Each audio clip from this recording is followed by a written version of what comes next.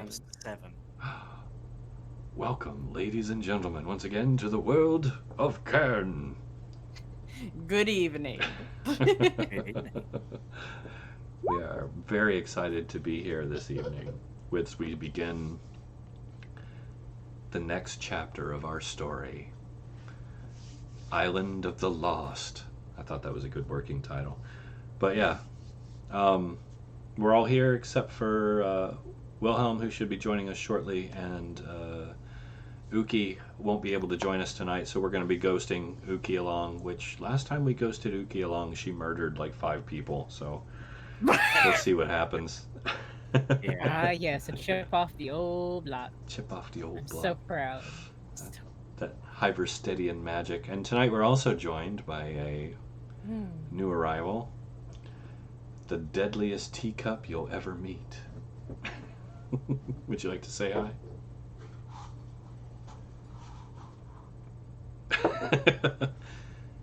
Stealth roll success. Hi.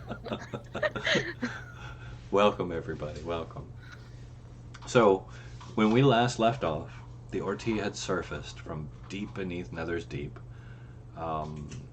We had listeners' legs cut off. We had poor Uki was just wrecked by the toxic water. Everyone was a little beat up, stressed. Circled the island.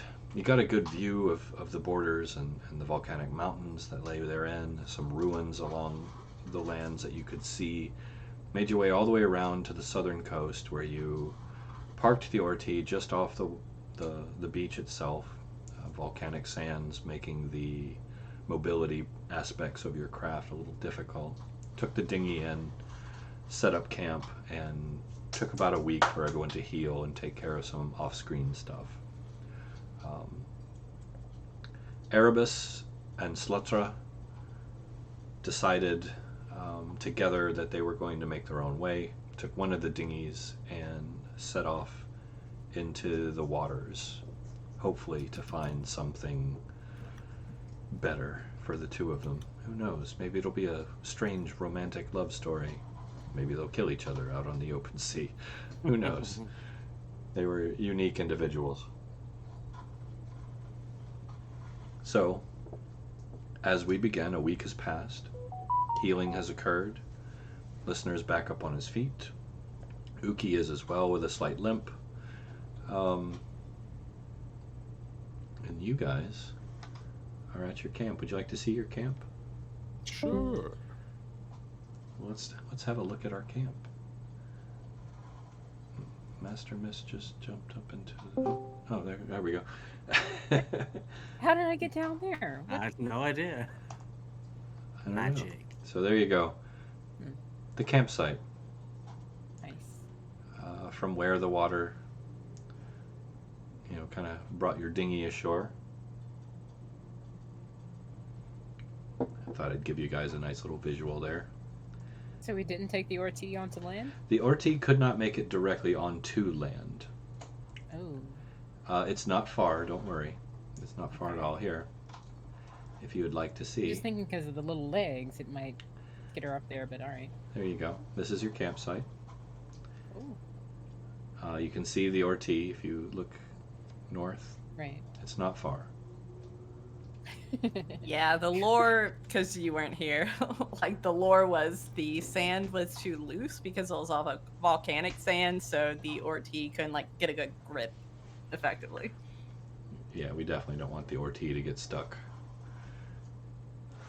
because it is an ambulatory craft rather than a submersible, swimmy type craft. So, I assumed you guys brought the Phoenix and the carrier ant on shore. They were probably eager to get off the Orti more than anybody. But of course. Which would, of course, led to the 4 of them frolicking and rolling about in the sand, spraying everyone with a fine dusting of it, and eating and probably promptly snuggling up with their carrier ant and having a nap. Archibald does such a good job. He does. So as I said, a week has passed.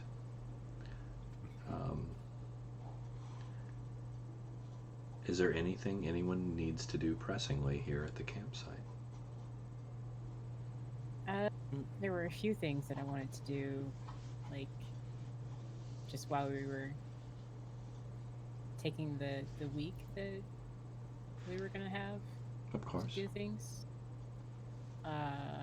Just to like to try to speed along the healing process with like casting, or I guess my equivalent of casting. Using your Try to make.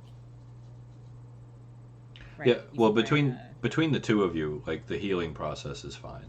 That won't be an issue. Okay. Like I said, Uki's got a slight limp due to the deep tissue damage that she sustained. It will pass over time, but she's always going to have a pretty nasty scar from the experience. Scar buddies. Yeah, scar buddies. That's right. Okay. It's Uki. She's probably proud of it. Also, Yeah. also, I would like to help listener. I know you said like from the trauma he was kind of near catatonic. Yeah, for a while. Even though you're probably gonna come out of this by yourself, I just kind of want to assist with that as much as I can. You know, make everyone feel like we can do this. You know, because it's a big deal to have one of our party members almost like die. We had to like cut your legs off to get you out. You know, such dire circumstances can really bring everyone down. So I just kind of want to spread the good vibes, I guess. You know, be empathic, and yada yada. Since it's been a week or so, I would say that he gradually recovered enough to converse, similar to how he did before. You know, he's an Oum. He doesn't process trauma like a monkey. He processes trauma like a tree. So it's a little different for him. He's getting some sun, as much as you can get here. He's definitely loving being above ground. Got better sunlight occasionally than his little sunstone provides. But yeah, he's up and about. He's only a little lost in thought a lot of the time. And he's got some really gnarly tissue where the axes took the legs off and the new ones grew up below it. It looks like he's wearing just like the bulky skater knee pads. That could be an interesting look for him. That works. Thank you for He the was follow. always a radical dude. Thank you for the follow, JJ Builds, and Cranky, thanks for subscribing. Sorry, I just wanted to throw that out there. So, you're kind of getting your legs back under you. Genesis, you've assisted with the healing as much as you can. Also, as your usual job, caretaker of the Phoenix and the Archibald. Wilhelm has, of course, been tending to everybody as best he can. I imagine he's been applying some of his psychological training that he has, even though it's minimal, to Listener as best he can. Probably Uki, too, a little bit. She was a little shook up with the suit failing. And more topical treatments to help speed the healing along. And of course, the long goodbyes to Slatra and Erebus. Well, probably mainly Slatra. Erebus never really got too close to people. But yeah. So beyond that, to set the scene, over the course of the week, nothing has messed with you. Looking inward, northward, you can see there is a large volcanic mass, kind of somewhat central to the island, around a large lake. At night, from that direction, you hear screaming. Distant, of course, but unnerving all the same. It's painful screams, it's ecstatic screams, it's perverse screams, just horrible sounds that echo across the wide open expanse of the island at night. Pretty much everything on the island is rock and sand. once again, a volcanic island that it is. You did see some ruins further inland, a few of them. I believe... Did I give you a handout for the map? If not, I can switch back and forth between it. If you want to look at the whole map again, just let me know. Like I said, nothing has messed with you, though. The only unnerving thing, possibly, is as you came ashore, you noticed that there was a large amount of particulate matter floating in the air. It almost has a slight glow to it at night. Not quite bioluminescence, but it the flecks like kind of light and flicker in the darkness, and the air is just filled with it.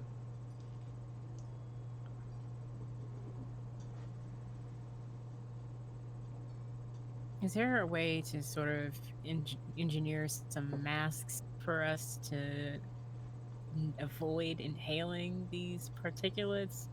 A mask could be something as simple as just wrapping cloth around your mouth and nose. That would do it. It's large enough to see the particulate matter, so it's, unless there is some smaller quality that you're unable to see with your eye, a cloth across the mouth and nose should work. Yeah, Saoirse will probably just pull up her cloak where it's fastened at her neck and just like sort of cover her nose. Okay. Can I ask one other quick question? Of course.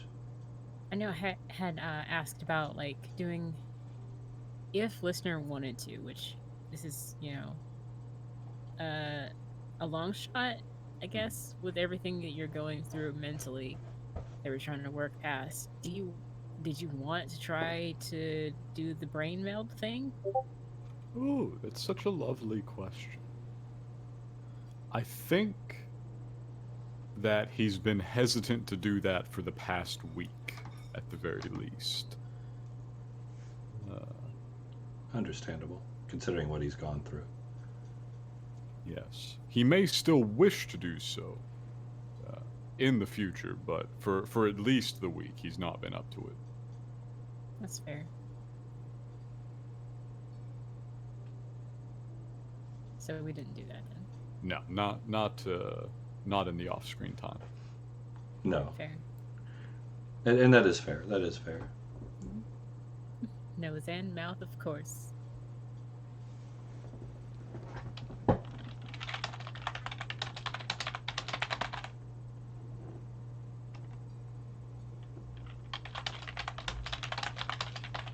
Yeah, listener, he just kind of... He's osmosing that oxygen. Yeah, and it's nice. Aside from the screaming at night, this has actually been fairly relaxing. Yeah.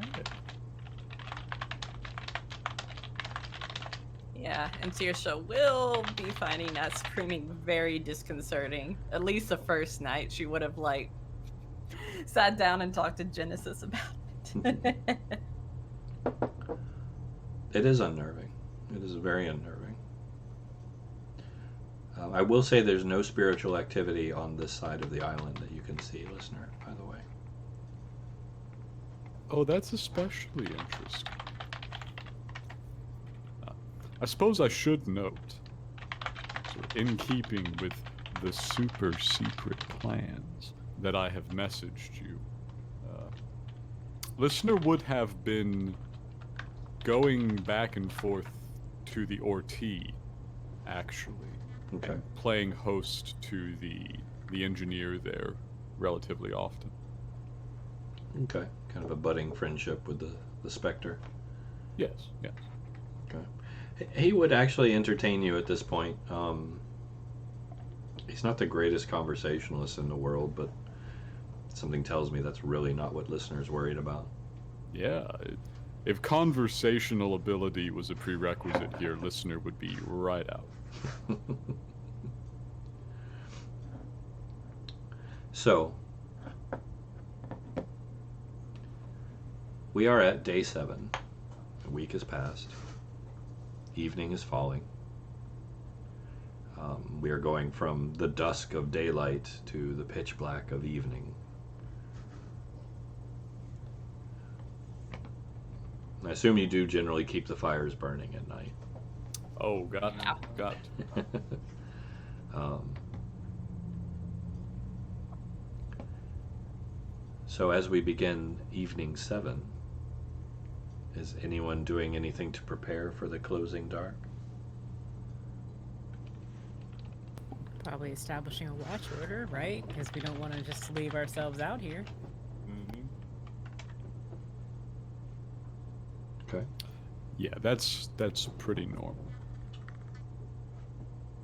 Pretty normal there. So, listener does not sleep. In the standard fashion, he can be second on the majority of the watches. Okay. So first watch is listener?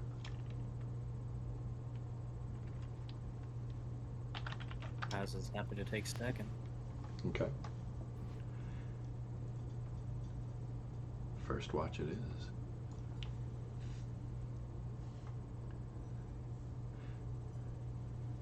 Everyone else relaxing, taking the evening. I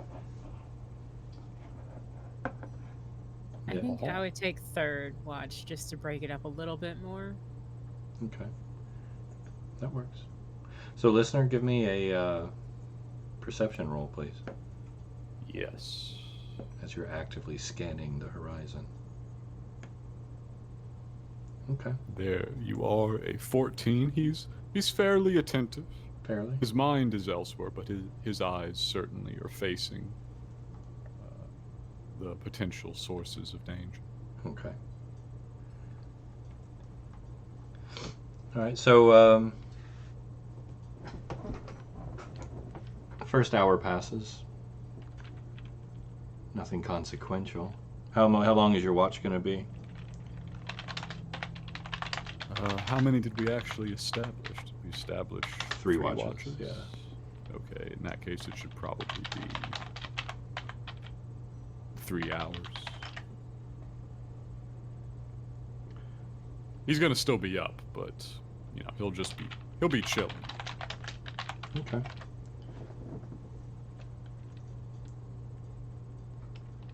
All right. In that case, give me another perception roll. Sure. Oof. Oh, no. He doesn't have eyes. Let's be nice. No, this is true. This is true. A particularly powerful dust cloud blows up, and I am no longer well able to make out my surroundings. So, Kaz, is Jeff asleep?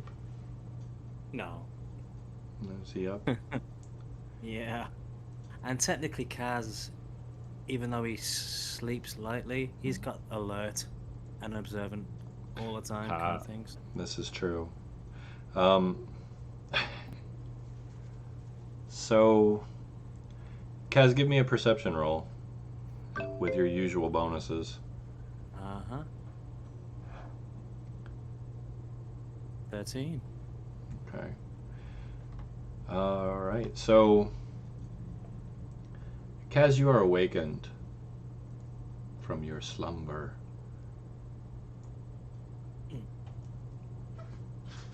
What's that?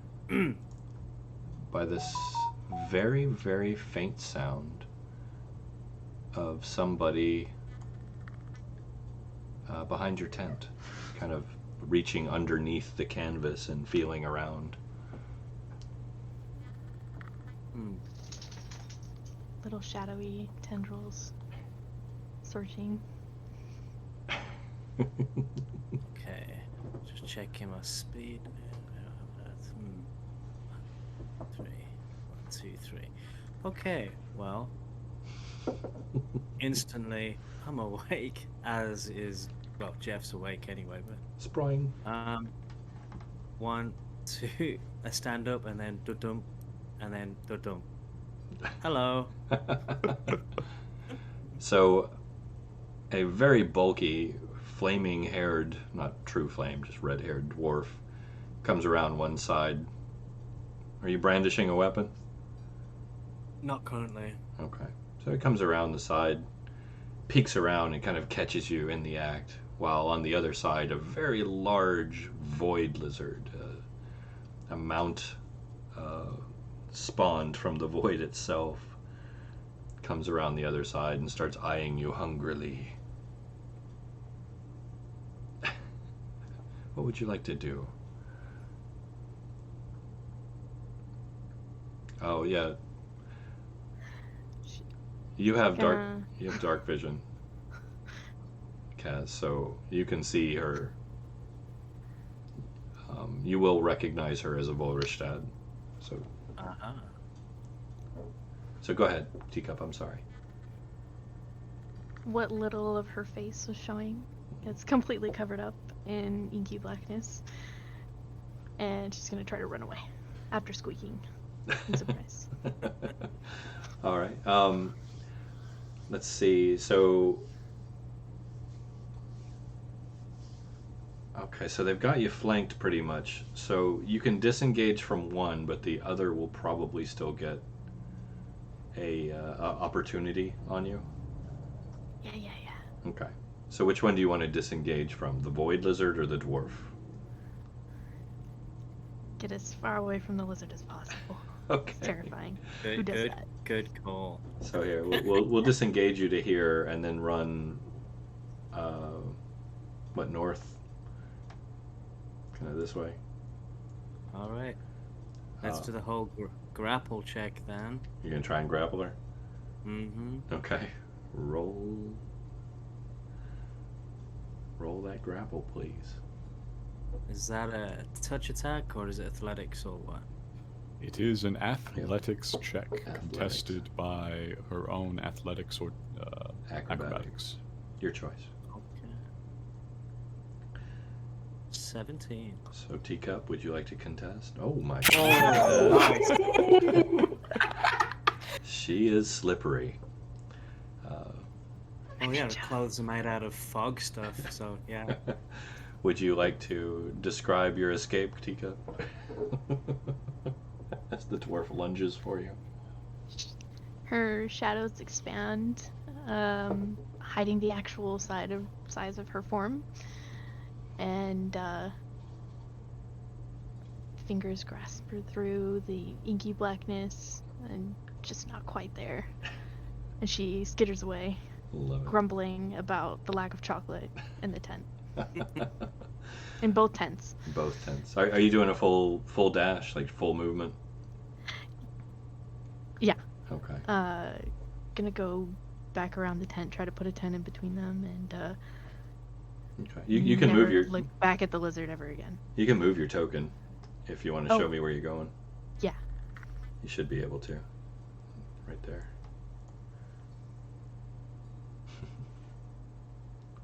Let me know if it doesn't let you for some reason. Sometimes Roll20 is a little wonky.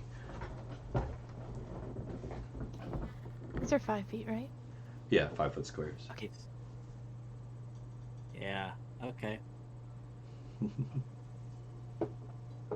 Guesses. Wow. Wow. Which, that was quick. Wow. You know, if you want food, you can always ask for it.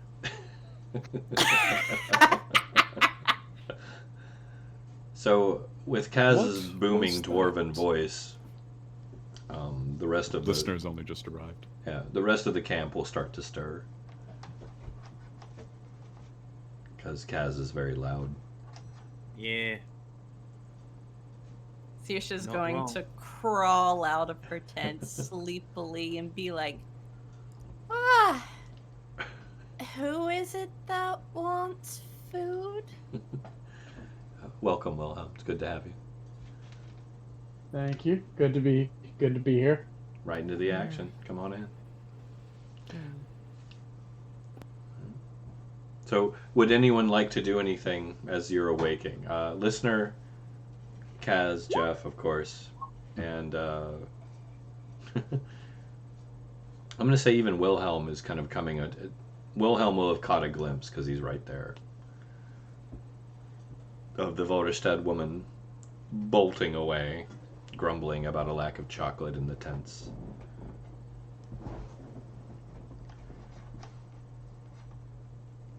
Uki will start hobbling that way. How about some listener style communication? Okay, go for it. Kaz, who is it that wants food? What does that mean? So, So what that means is you feel a strange pressure at the edge of your mind, as if someone's trying to get your attention. And you feel as if you could either accept or ignore this pressure. your call. She's gonna be exactly like me and be like, this is way too cool. Just go for it and let it happen. All right. She has no idea and she's too inquisitive. Awesome. That is perfect. So, you are hearing a voice in your mind. It is very slow. Very slow. And it says,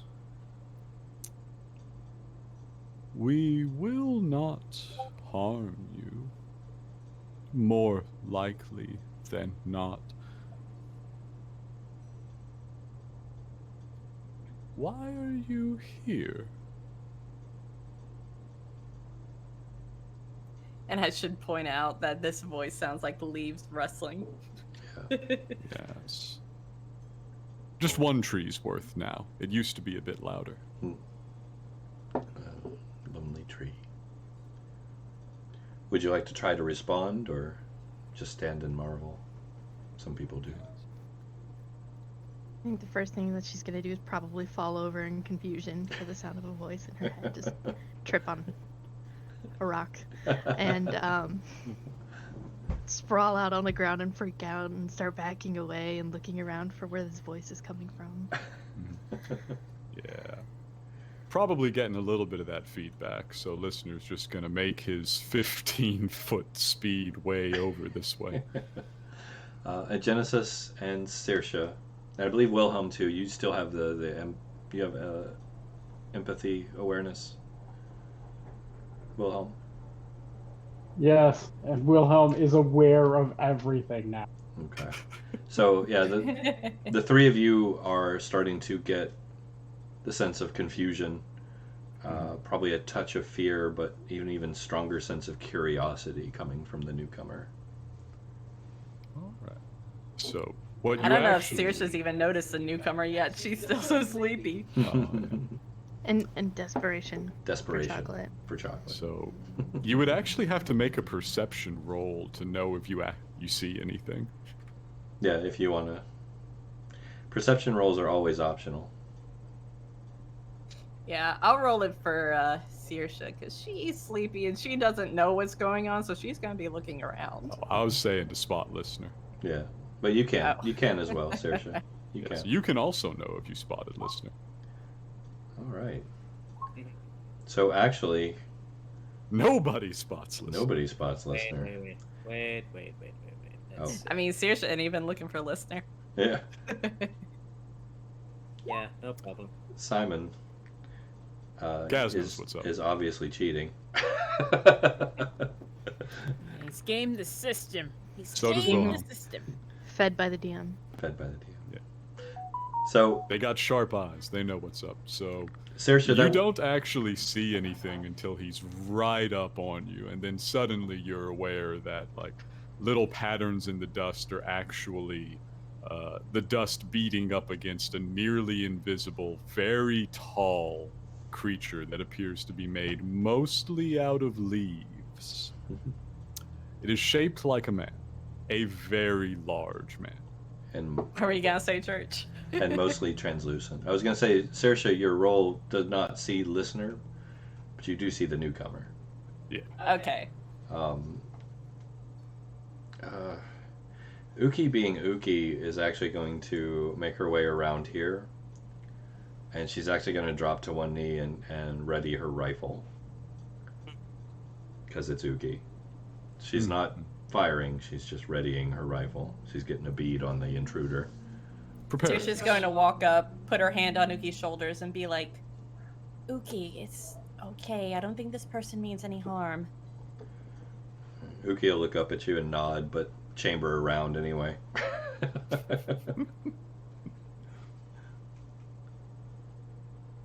She's just being ready. So yes. Very large plant man is now kneeling down to get a better look at you and still speaking in your mind. And of course, you all will recognize her as a Volrestad. You've met Volrestad before. Mhm. Hmm. I did not think that much would survive on this island. And Do it boom, for the copy culture. stripe. And boom, copy stripe. And boom. Oh, we lost all our revenue. It was so bad. It's all good. We had so much coming in. Sorry, go ahead, guys. Go ahead. Actually, Saoirse is going to start up one of these. Uh-oh. All right. So we do have music. Lovely. Would you like to describe that for our newcomer, Saoirse? Yeah, so Saoirse, like, on you. So you probably see this Shanakesian sort of like in the middle of the camp pull out a violin and begin to play a very calming tune. Is this Maury's violin? Actually, yeah, let's make it Maury's violin. Okay. So this is going to be something you've never seen before, Teacup.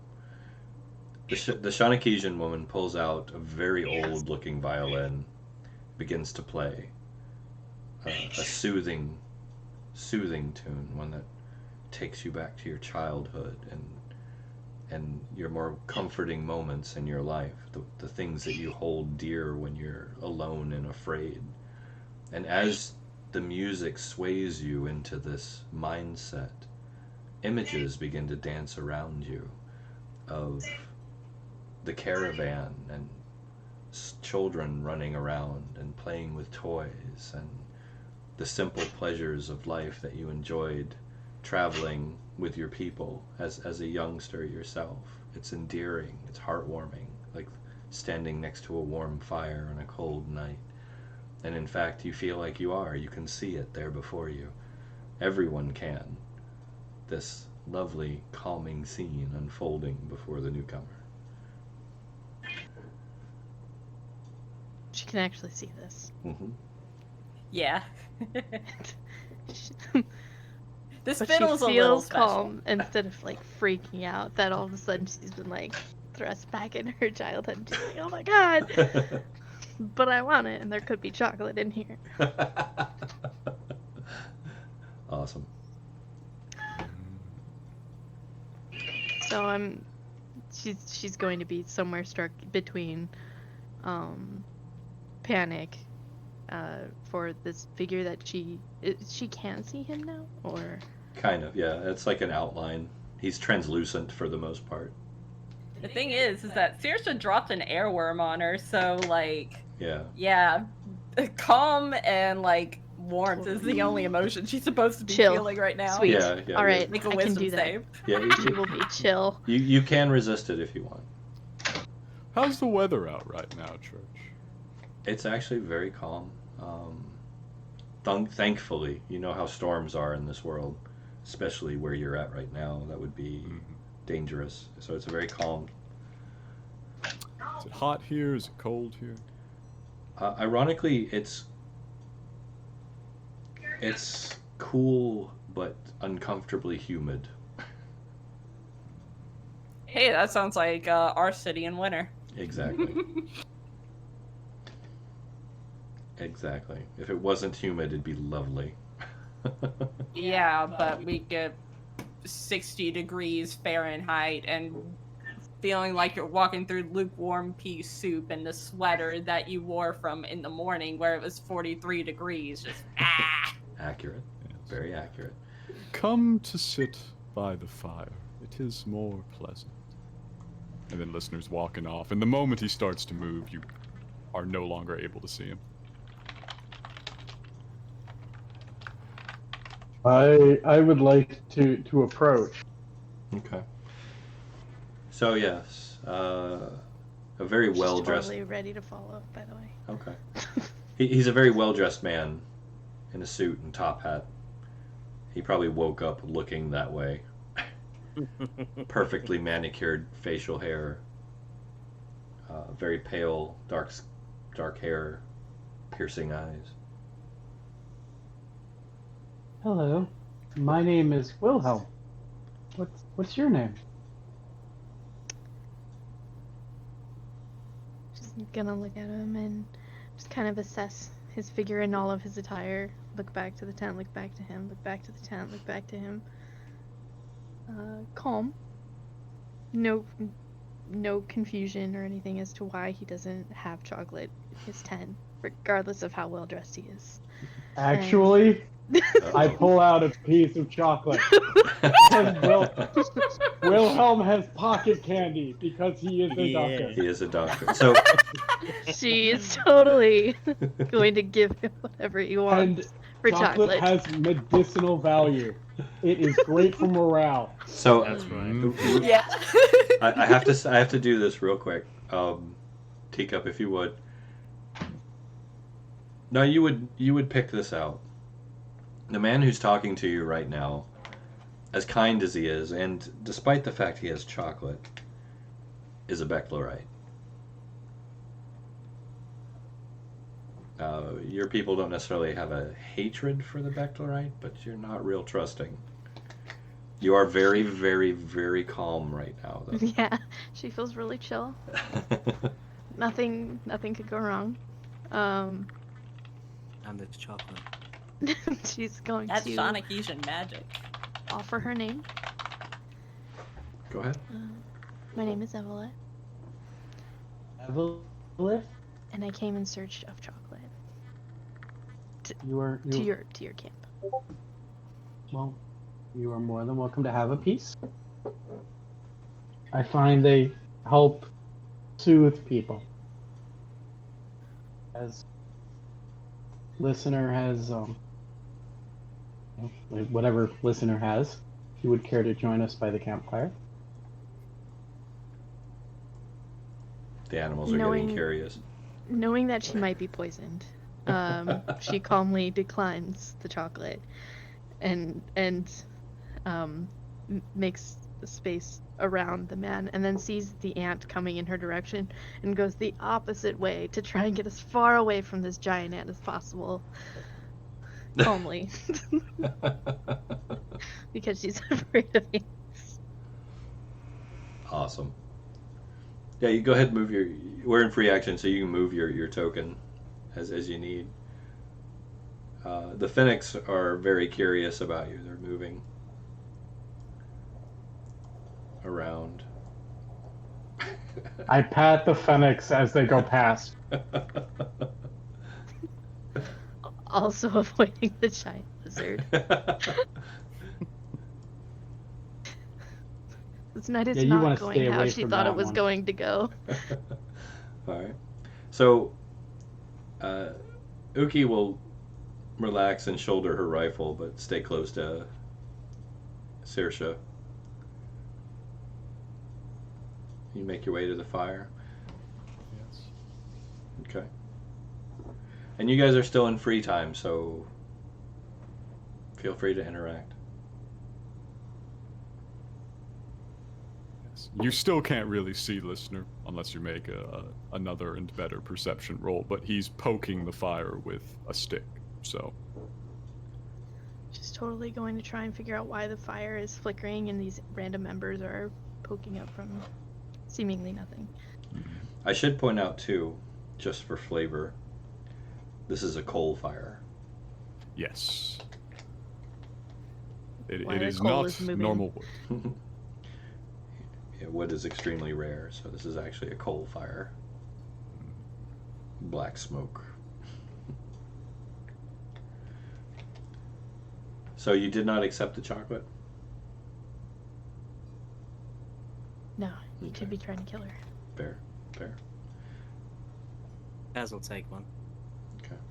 And you Which are... she's totally accepting and calm about. She's like, he could be trying to kill me. This is fine. And like moves towards the fire.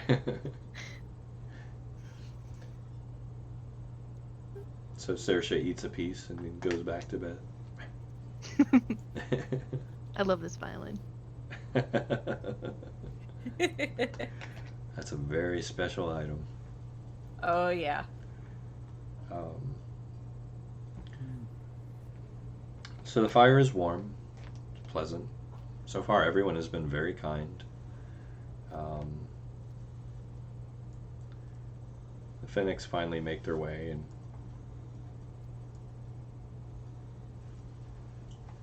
begin to sniff you relentlessly.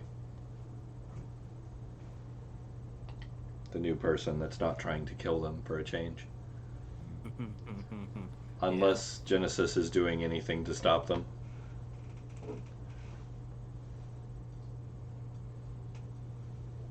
Her being the official Finnic wrangler.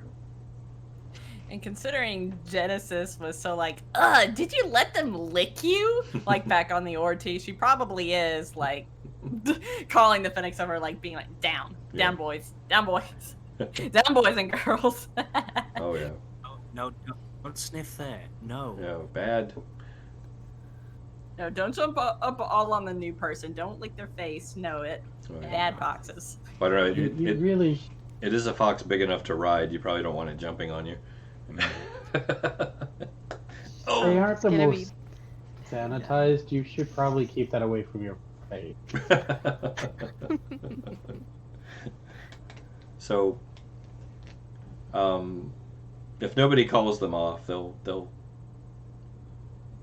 kind of familiarize themselves with you and then make their way back to their food pile. She's totally gonna pet them and inspect one of them. Like, pull at their lip and like try to see their teeth and then watch them walk away. The Finnics are very docile. They've actually become more well trained in the time that they've had them. It lets you do this. Looks at you curiously with a head cocked sideways and then trots off to join its mates. And says, they're okay when you get to know them. They're quite friendly. Listeners in your brain again, while he pokes the fire. He says, I did not think any lived here. There are no dead around. Usually the two go together. I'm really confused and looking around trying to find who else is speaking. Looking back to the cute animals in the background and eyeing the ant with suspicion.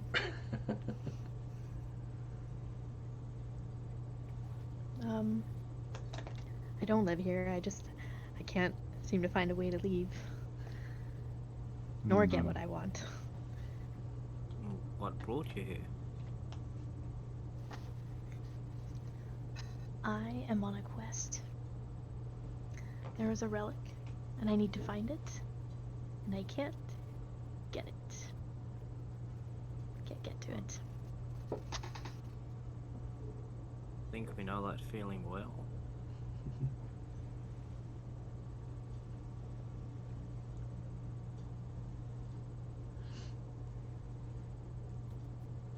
What You feeling? really should try chocolate though. It's good stuff.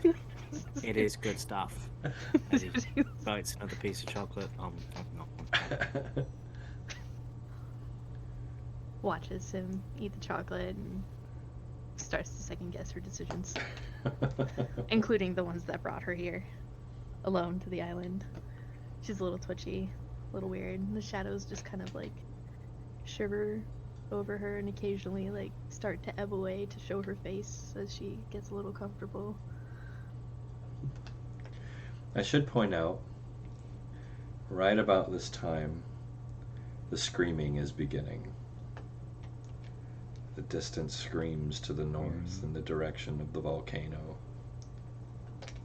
Dreams. Okay. Horrible sounds. Unnerving sounds.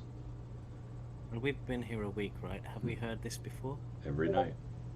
Every night. Okay. Yeah, consider Saoirse just woke up and she hasn't fallen back to sleep yet. She's just going to walk over and plop down and just sit in front of the fire for a minute and be like, "Mm, Yes. I'm not going to be able to go back to sleep with that screaming off in the distance." What do you think I'll have to take second watch? I've been able to sleep through it most nights, but considering I've been woken up, I don't know if I can go back to sleep with the screaming now. Yeah.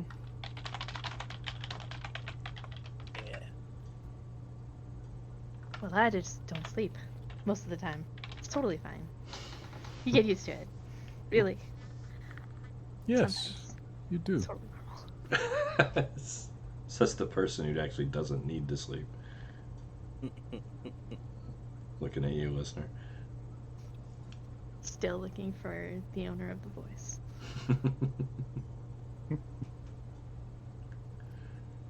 He can't help it. The translucency is just kind of a thing. Slightly green tinted translucency. Yeah, but here in the watches of the night with nothing but a coal fire to spot him by, that's a tough one. Yeah. Oh. Whoa. Look at all these follows we just got. Right on. Thank you, guys. I could give you something to help you sleep if you'd like. Oh, no, I'm fine. We're fine. This is fine. She's too afraid to admit now that she might have been here long enough to start hearing voices because she cannot find the owner of the voice. So, as you guys are sitting around the fire, somewhat getting to know one another, sharing chocolate and watching people eat chocolate, depending on who you are.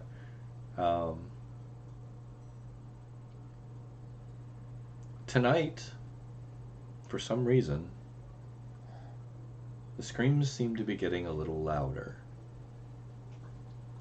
Maybe even a little closer. Okay. Listener's gonna stop and mention to who's on watch, Kaz? Oh, I think everyone's awake at this point. Yeah. Alright.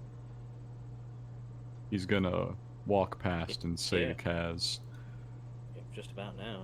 Oh, yeah. that seems louder. I will check over the rise. Mhm. And listener's gonna get a little height and look in the direction of the screams. Okay. So, I'm going to swap us over to the overhead map real quick. So you see where you're at. Once again, distance has been placed here.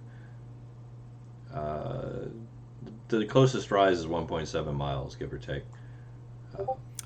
That's pretty far. Is it all uphill to there? No, it's just a flat, kind of sandy plain until you get to the dunes themselves. Okay. 1.7 miles. He probably wouldn't want to do that alone. He would grab a small scouting party. Do you want to go up to the dune? If we've got 1.7 miles of warning if anything actually marches over us, over it at us, probably not. That'd be like an hour walk. Yeah, that's a ways. We'd have plenty of time to respond. But he will turn his attention in that direction.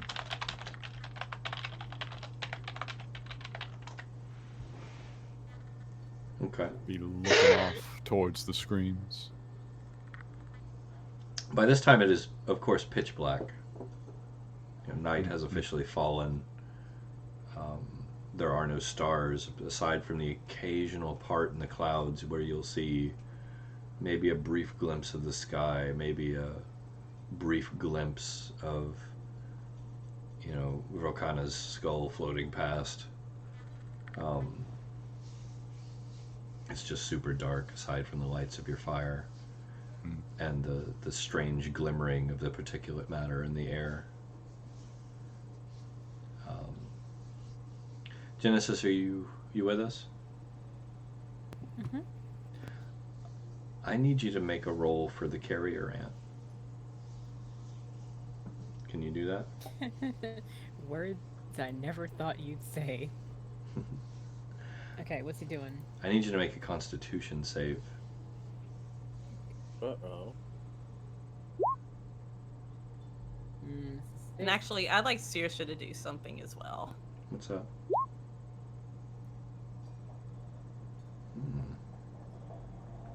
Nice. Very nice. So you're going ahead and getting that out?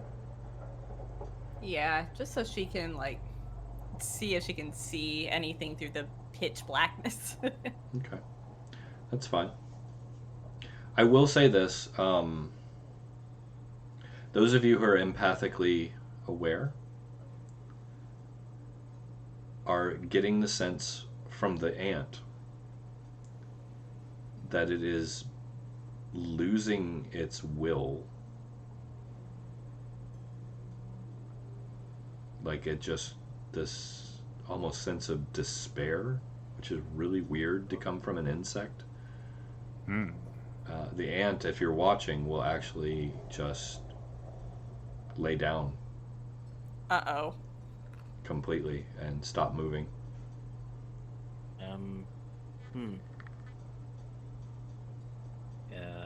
That's not normal, right? No, you guys can hear this thing plop down. It's normally kind of up and about and tending to the phoenix. But yeah, This is giving me vibes of something we saw a few months ago. it feels like this thing just gave up on life and laid down. Can I help the Fennec feel better with empathy? The phoenix are fine. I mean the carrier ant. Sorry. You can try. Okay. I'm not casting that. Wisdom It's just save. Okay. Wisdom save. misclick. Carrier ant needs to make a wisdom save. All right. Just get to my sheet and do it for him. There you go. Wisdom save against my spell. I roll a save against myself. Go ahead. Shouldn't be too difficult. Yep, he fails. Okay. So just to give you guys a little bit of a picture of what I've actually been doing instead of whatever you were saying earlier. Go ahead. I've been waking up from the ceaseless nightmares that plague my sleep, and trying to shake myself out of that depression. So seeing that the Fennec is feeling a similar sort of a vein of feelings, I impart to it the continuous "you can do this" loop that's playing in my head that gives me enough strength to get out of bed every day. It's just Giles' theme. So Yeah, let's go. you succeed, Genesis. The ant shakily stands back up, but when you reach out and touch the creature's mind with your ability, you get the sensation that there's this dark, obscuring cloud slowly coming over the ant's mind. It's like you managed to push it back just for a moment, but it's still struggling at the edges to encroach upon the ant's will to live. It's still in there. Whatever is causing this is slowly eating away at this creature's defenses. All you've done is buy it some time.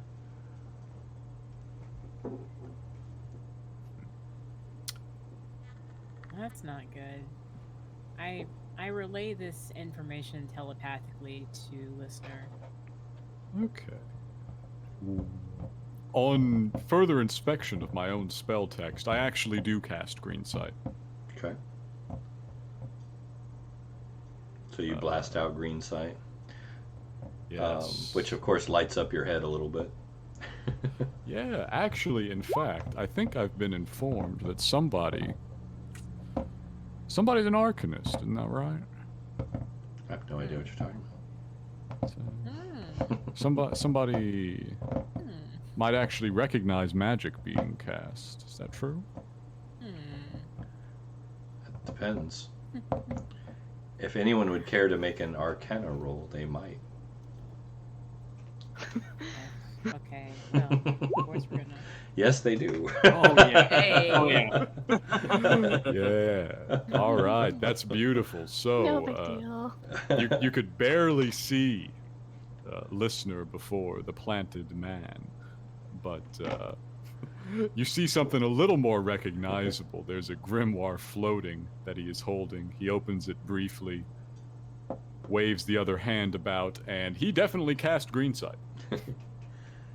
He doesn't have eyes, which makes the effect a little strange to see. Yeah, its head just lights up a little bit. Yes.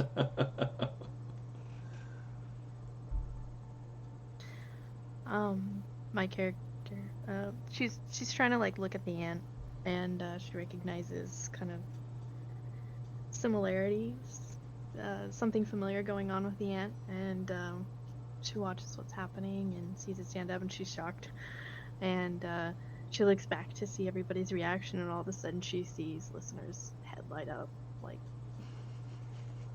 they don't have Christmas on the island, but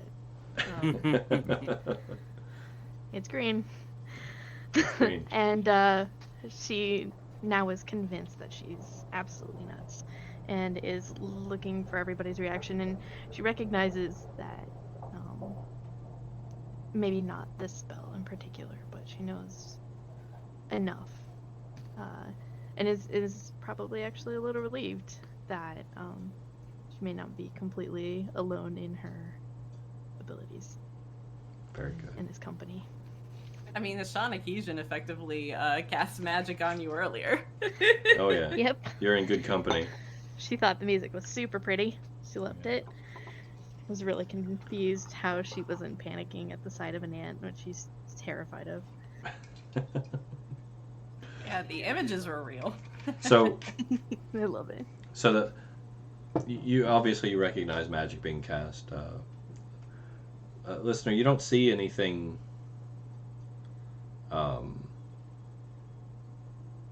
Aside from the particulate matter kind of lighting up a little more than it normally would, you don't see like anything standing out, let's say. Yeah, I would say in particular, I'm looking at the flow of the particulate matter through the air and seeing how far I can trace it, so what direction it's coming from. It's everywhere. It flows just kind of with the wind and the changing of it. And there's not a lot of wind. There's a slight breeze coming in off the water that pushes it inward, but then there's this ebb and flow as it comes back and then pushes in and comes back and pushes in. Okay. It's mostly just settling over us. If you want to make a survival roll, I'll give you a chance to learn more. Yeah, sure. It's not a great one. You're having a hard time really determining, because there is a lot of it. It is literally everywhere. I will say that it is settled all over the ant and the phoenix, who do not have anything covering their breathing holes. Yes. Second question, is it at all magical? If it is, I should be able to tell. Nope. No magic. However, since this does detect magic, yes.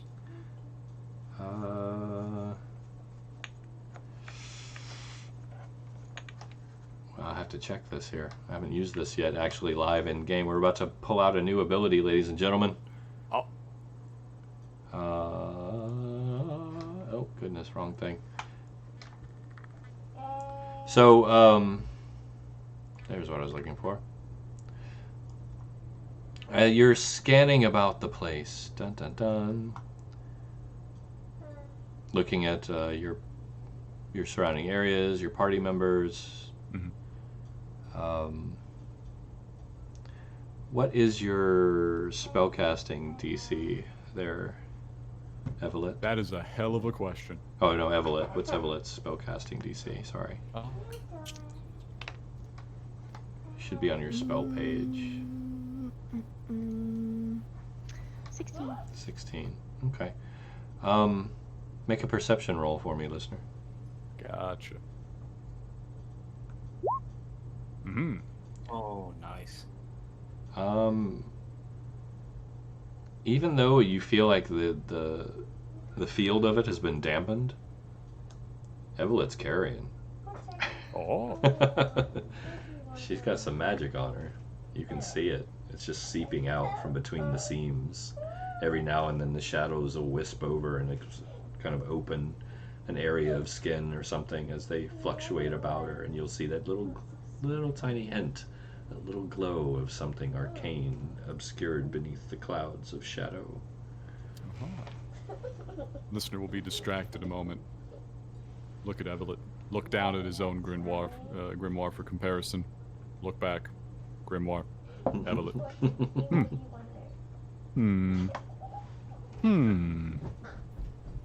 Well, that's still probably not the problem. Tee. That seems unlikely. Let's see. Yes. Damn shame I don't have prestidigitation. Be so nice. But what I will do is I'll just go over to Archibald. Okay. Our dearest carrier ant. I'll be like brushing the soot off of his face area. The particulate matter? Yes. Okay.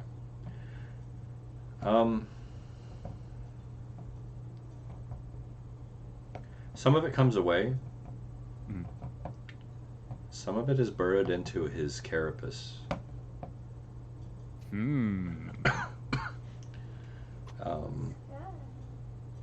There, as you're brushing across it, you sense indentations and small holes in the chitin itself across the thing's head. Also, I'm going to give you a chance here. Give me another survival roll. All right, here we go. It's a little better. You're not sure what the particulate matter is. It's not what you thought it was, though. If Kaz is watching, listener mess around with Archibald's carapace, he'll go over and check it too. Okay. As you walk up, listener has noticed this and is now checking his own flesh, like up the arm, brushing back some leaves to see what's happened as the particulate has settled upon him. Okay. It's a very good question. So real quick, let's do Kaz, and then I'll get to your consideration there. Kaz, what are you doing as you walk up? Survival check to see what he was doing and what's going on with the whole carapace and All right. particulate matter. That your roll right there, the 19?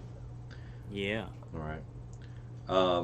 You're looking at this, and immediately you can tell that this is a fungal infestation. This is not charcoal. It's not volcanic ash. You look around and you realize really quickly that this is a fungal spore that is floating in the air. Oh. Crap. Yeah, okay, so he's going to call out to Wilhelm. We got fungal stuff. It's fungal stuff. It's fungal stuff. Is that what it is? Okay. I have an antifungal.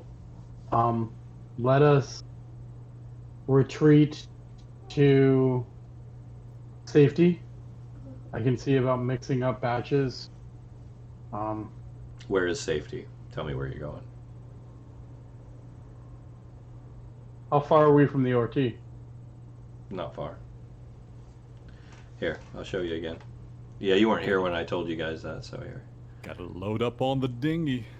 If you push to the north end of that map, or actually the south end, but the top of the map, you'll see the Orti and the distance between. It's not far. Okay, but we gotta cross the water. Mm-hmm. And one of your dinghies is now gone, so. I will quickly run to a tent. Okay. Preferably not the one Saoirse is trying to sleep in. And check. Saoirse's awake, so. Oh, you okay? Are you in your tent though? No, she's by the fire. Gonna do everyone in undercover. Everyone undercover while we check this out. And I want to do a quick. The inside of the tent is inundated with the particulate matter. Everything is. That's what I was checking. Okay, so it's inside. Yeah, it's everywhere. So, Cass, do me a favor. Grab an end of the dinghy. Can someone else grab another end and hold it upside down, and we can try getting underneath it? Give us a chance to think. Yeah, okay. You're gonna trap the particulate matter inside the dinghy when you do that. It's literally everywhere. Okay. So the only. I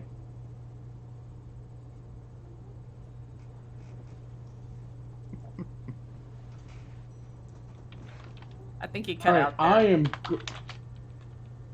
I am going to pull out a. Okay, Kaz, grab. Kaz, grab. Kaz is at the dinghy. What do you need me to grab? What do you need me to grab? Grab an edge of the canvas. Listener, grab the other end. I want you guys to hold it up. I'm going to use the. I'm going to use my concussion can to clear out all the gas and mist within a small area. I want to do that underneath the canvas and see if we can clear an area free of the party. Interesting. Wilhelm, allow me. I have something. And he begins to leaf through the grimoire again. No pun intended. It's a strong one. Guess what? I have 2 spells and they're both useful. Look at that. Antifungal aura. Imagine that. 1 hour per spell level. Yes. Alright. My spell level is 1. 15-foot area centered on you. Yeah. Okay. So, you're casting it, I assume? I am casting. Okay. Here, I'll do this. You guys won't be able to see it, but I will. I'll put an aura on you. Hey. The people at home will be able to see it. What color should we do? It's an antifungal color. Let's just go with toxic green. I like toxic green. That's a good one. Beautiful. There we go. So, yeah, it's going to be easy to fit everyone in there. Anyone watching the stream can see. Evelyn, would you like to get in the aura too? Can I roll to see if she sees what's happening, recognizes it? Yes. An Arcana check, unless you know the spell. Nope. Okay. If you don't know it, just an Arcana check. Yeah, you definitely know what's going on. This is the second time you've seen him cast a spell. She's gonna ooh and ah next to the fire, not like moving into it. She's just watching all of this happen and everybody, try to figure out what's going on with the air that she's been just kind of pulled into for the last. Kaz actually calls out to Evelyn. Get over here, woman. Listener tilts his head and does some math. And in your brain, Evelyn, again. How long have you been here?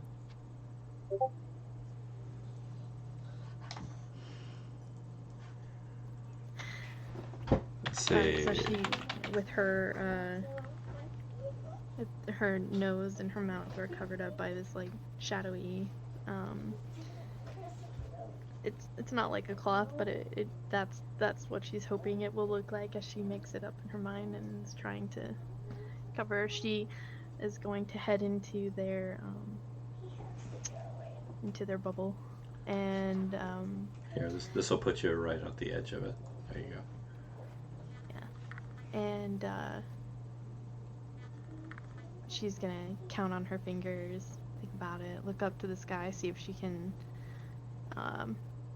It's not really, hoping this guy will answer back, but she'll count it out, and 3 weeks, 3, yes. Ah. Looks at Archibald. Literal carapace. Exoskeleton.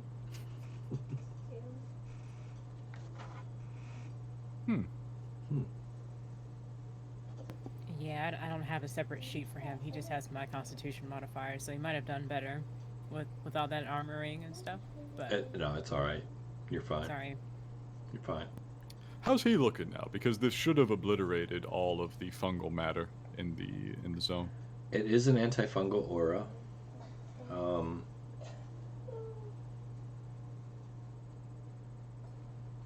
And it, yeah. He actually, so Archibald seems to be coming back to life a little bit. You will notice, like, one of his legs seems a little limpy. Not terribly so, but it's like he's having a hard time working it as well as he used to. But beyond that, he seems to be coming back.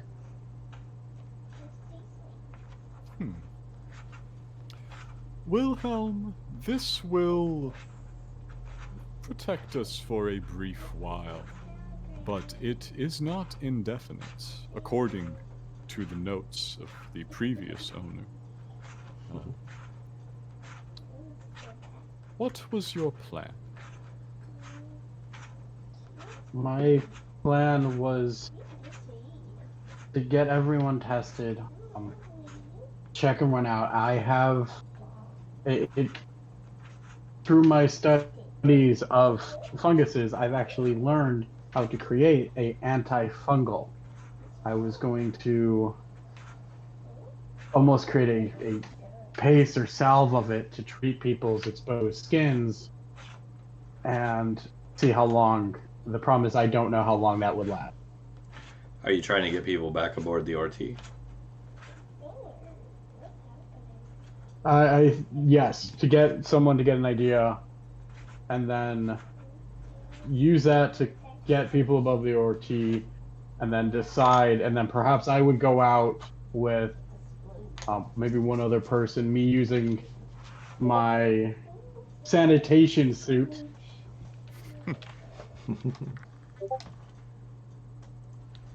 Perhaps someone else wearing one of the diving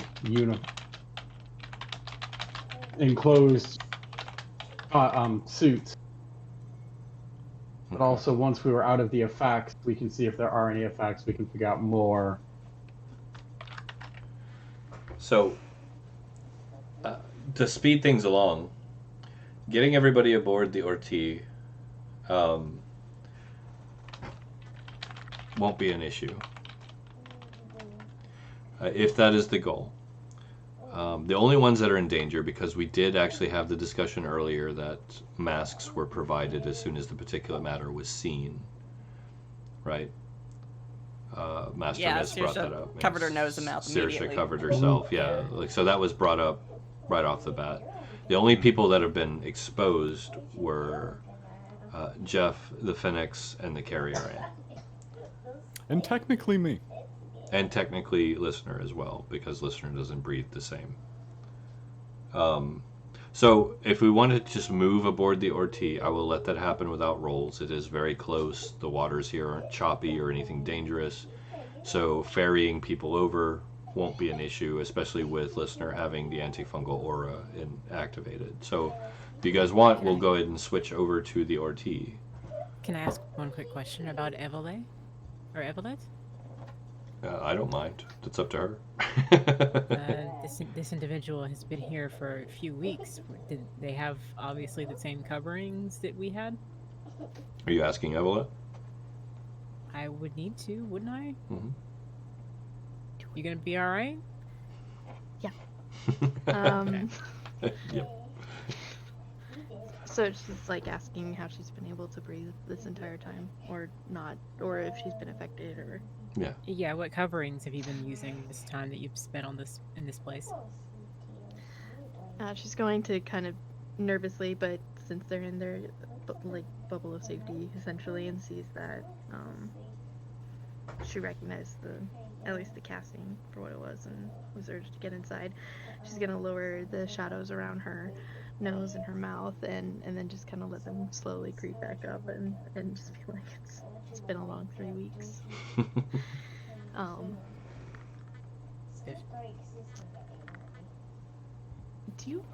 Do any of you have water? Saoirse looks to listener. Yes, he's patting. He realizes he left the bag of stuff like on the ground when he started his watch, so he steps over, picks up his stuff. He comes back, finds a small flask, and holds it upside down briefly and shakes it, and there's clearly nothing in it. Ah, perfect. Then he inverts it back, and then he waves his hand over it for a moment, and then he rolls a d6. Let's see what we get. Hopefully it's nothing nasty.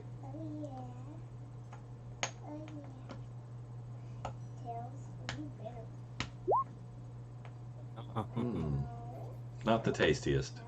No. So he's got a routine for this now. He pours it over the back of his hand. You can kind of osmose a little bit and tell that it's salty. He says, no. And he dumps the rest of it out.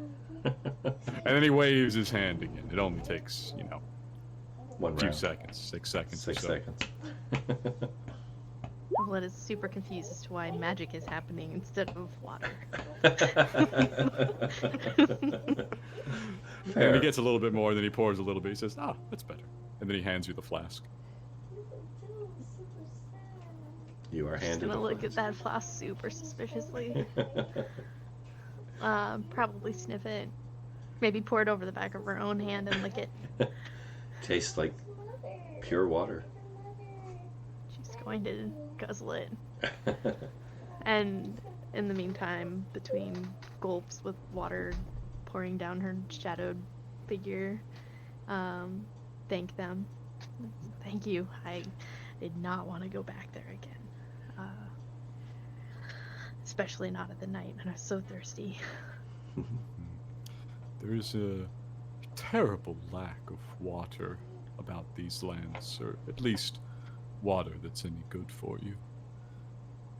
And the only one on this island is that way. And she's going to point towards where all the screaming has been coming from. Towards the volcano.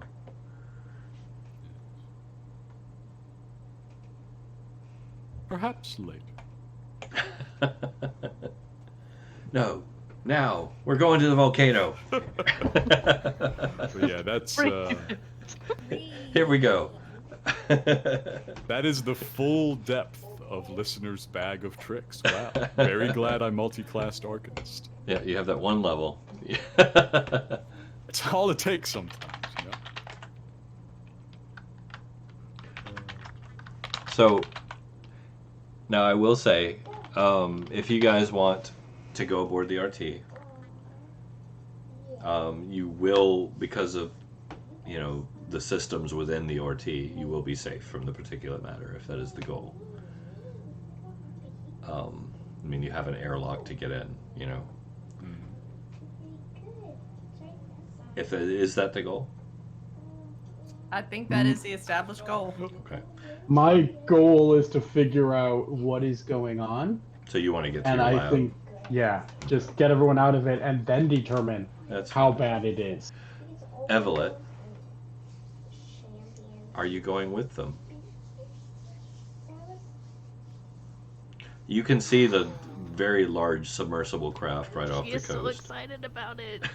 She really wants to, but they're strangers. Stranger danger. She's literally standing there staring at all of them, looking back, super excited, eyes wide. They're glistening, her cheeks are pink. She just really wants to go. Come on, love. We're not going to harm you. Just gonna look over at Wilhelm.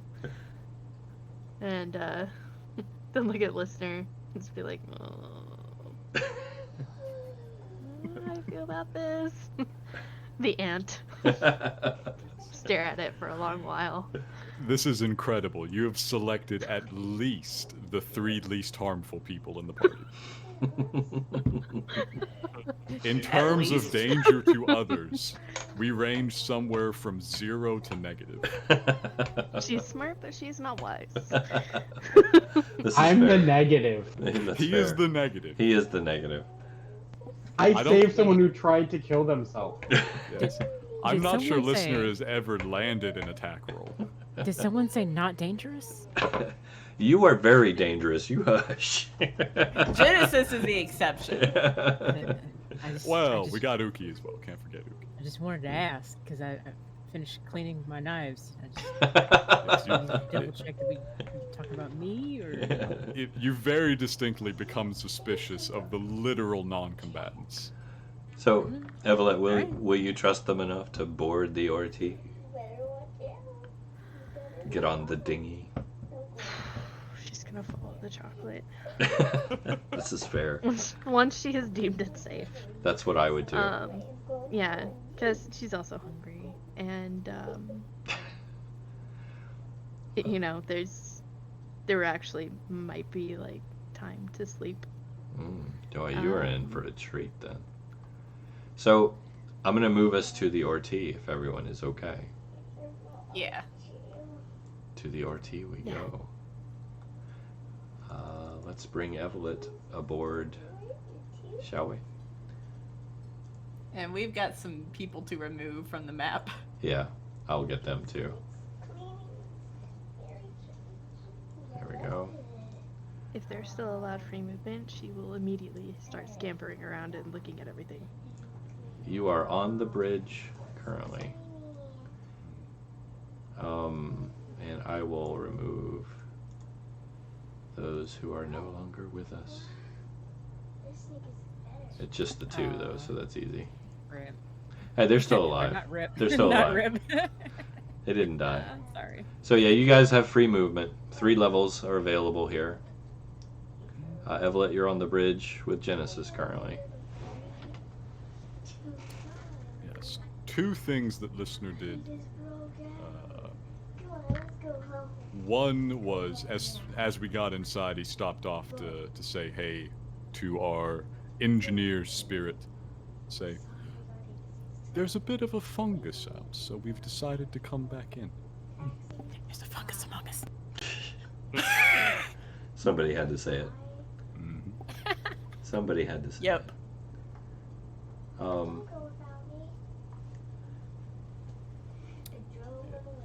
And the other thing was, as we were coming back aboard the last time, I imagine listener stayed in the boat to ferry people across in the antifungal aura.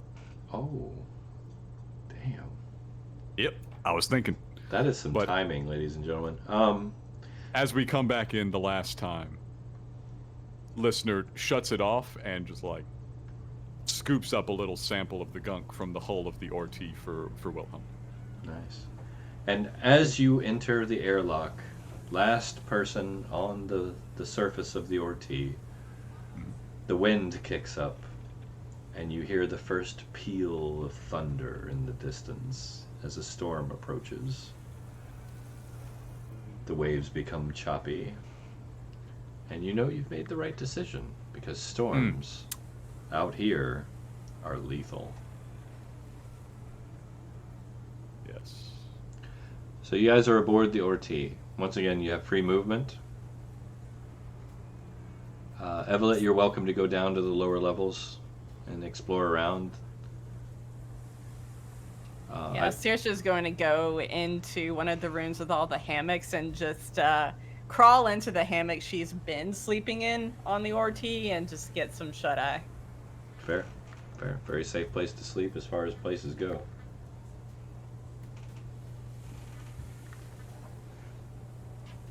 Maybe. She's totally gonna explore. Okay. If nobody's gonna stop her, she's gonna get into everything. Of course. So only some of it could kill us all. I will say, if you look on level 2, right here, as you're exploring, this is the larder, pantry, cookery. This is the med lab. These rooms down here are for sleeping. These are all hammocks. Central meeting room. One of these dinghies is gone. I figured you'd make your way there. A lot of dried fish. Also a lot of preserved vegetables and fruits. Just going straight for the fruit. Fair. Fairs. The fish has been happening for a while now, so she's gonna move on to sweeter things. Sweeter things. I like it. The storm is kicking up outside. The Orty is fairly stable, but you can feel the waves kind of rocking against the side of it. It's a doozy.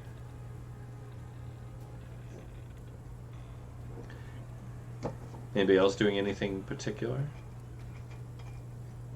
Just gonna try and meet Wilhelm outside of his medical bay to deliver the fungus sample. All right. Wilhelm, are you in your med lab?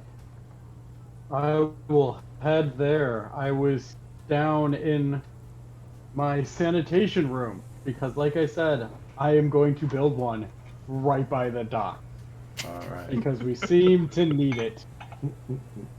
A lot. We seem to need it a lot. It's combination sanitation area / surgical suite. Look at this. You guys are turning this into a mobile base. But I will head up to the med bay because I have a lot more of my lab equipment there. Okay.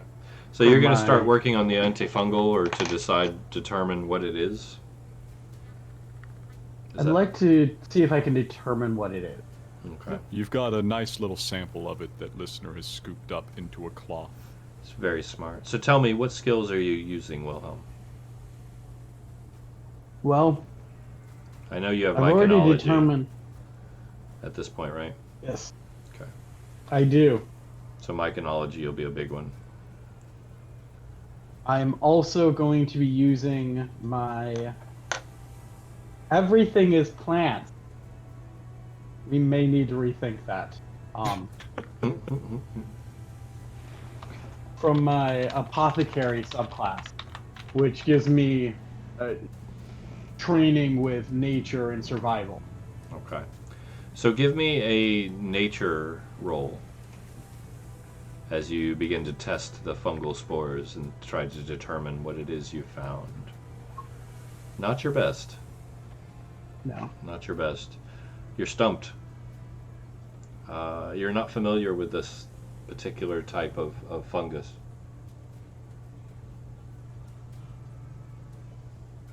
I am not familiar with it. No, this is a But weird let's one. see how it. Not the first time you've Even seen a without mutant. me. Hey, Mr. Midnight did give us a bonus a while back. I This noticed is that true. was on cooldown. This is true. In fact, you're welcome to use it if you'd like, unless anyone has any reservations. Well, I will put that out to the group. Do you think it's worth using it? Yeah, sure. Yeah. Just Listener even Okay. pitches in a little bit. He informs you, I noted that it had bore through the carapace of Archibald, but it has not yet worked its way into me. Or at least I don't think it had. Church, had it worked its way into me? It was starting to pockmark you a little bit. Yeah, so it wasn't as fast at me as it was at Archibald. No, Yeah, and the antifungal aura probably would have like cleared it out. it did. That obliterated it. Was there any damage Alrighty. done at all to Jeff? No. Jeff was untouched, apparently. He's a good boy. So He's a good boy I will who could use take a that- nuke to the face. I will use the bonus then. All right, give me a reroll. All right. Nature. Dispatch. Much better. Second time around, you separate the spores. You really get a good look at what you're looking at here. And suddenly it hits on you. Just not literally hits on you because it's a spore. Suddenly it hits you. How you doing? So, it's a mutated strain of the cordyceps fungus,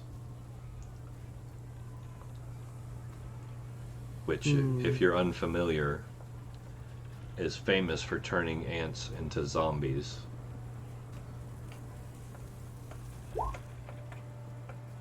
You like jazz? Nice. Why is there a drink next to the fungus?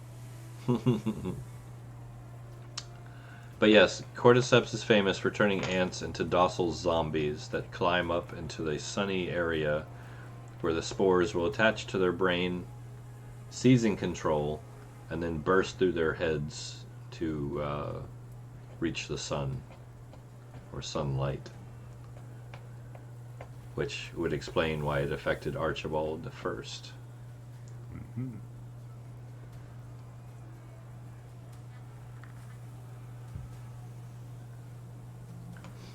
Well, this particular, it seems to be a variation of a fungi that is, in its initial form, primarily dealing with ants. It, like other things, though, seems to have mutated, similar to the way Archibald is an evolved, mutated form of a standard ant, and the Fennecs are similar to foxes.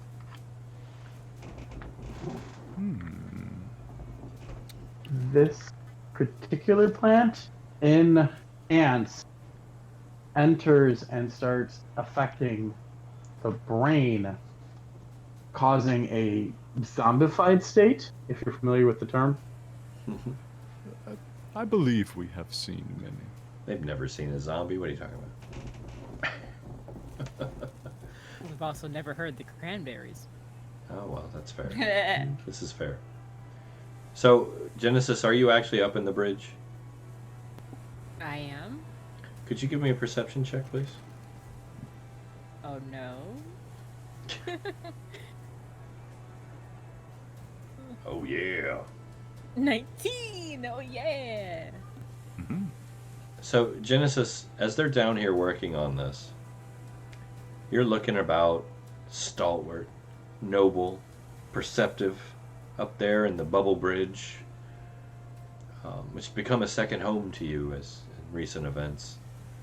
As you stare out, suddenly you notice along the beach where your camp is, about 15 mounted humanoids riding ants and carrying very long spears covered in head to toe in some type of strange leathery type of substance, lined up along and just staring at the RT.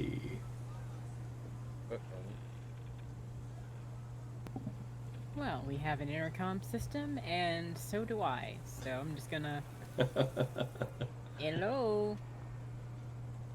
Everyone join the party line? The voice echoes through the RT. Evelette panics. Hey, guy. More voices out of nowhere. Hey, guy. Listener really can't get that. Yes. Is this thing on? I am here with listener. We hear you at least. I proceed to give them the emotion of that one SpongeBob SquarePants meme where he's like, "Wee woo, wee woo, wee woo." Saoirse is going to wake up at this and go upstairs with Genesis. First you laugh, then you worry. Hey. Yeah, you'll see what she saw. 15 mounted riders aboard ants with very long spears covered in head to toe with some type of leathery armor. Are FBI, those? open up! You've been doxxed.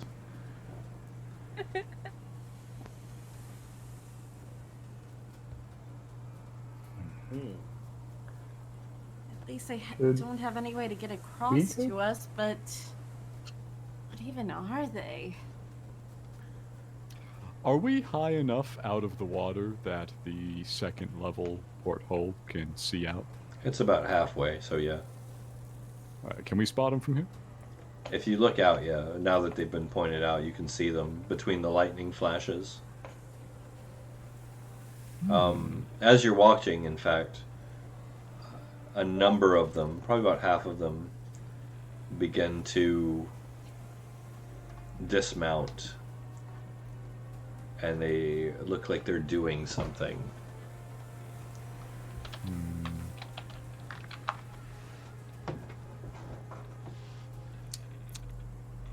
Would you say they are a fungus? They're definitely humanoid. This fungus affects ants. In particular, it's probably why Archibald was the first to suffer the effects, and they're all riding ants. Very suspicious, as is their behavior. Perhaps I Perhaps. shall now go get Uki, and we shall ready the cannons. Yeah. Wouldn't it make more sense just to back up until we're submerged again?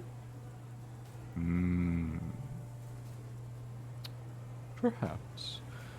Church, would we experience any dangers or difficulties with the state of the chop right now if we simply retreated somewhat further from shore? Submersing? No. Okay. Wait, out of character, I think I know what these things are. In character, would Saoirse know? What do you think they are? Brittle skins. No.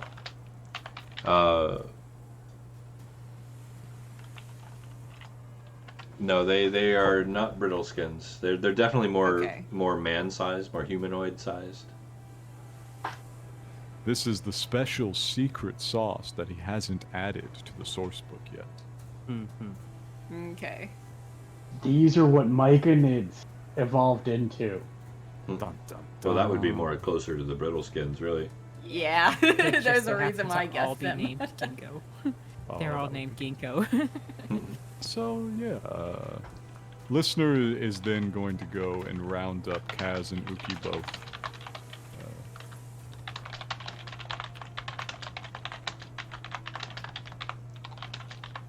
Somehow all of the animals are attached to my token. Let's see if I can. There we go. Yeah, so round them both up. Have a quick engineering crew meeting.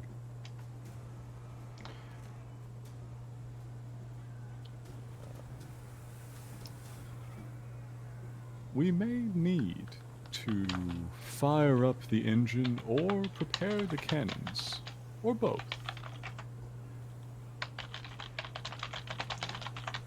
Right. Let us begin with the engine, as it takes the longest to fire the boiler. Uki, I believe the cannons can be left to you, and I shall man the helm.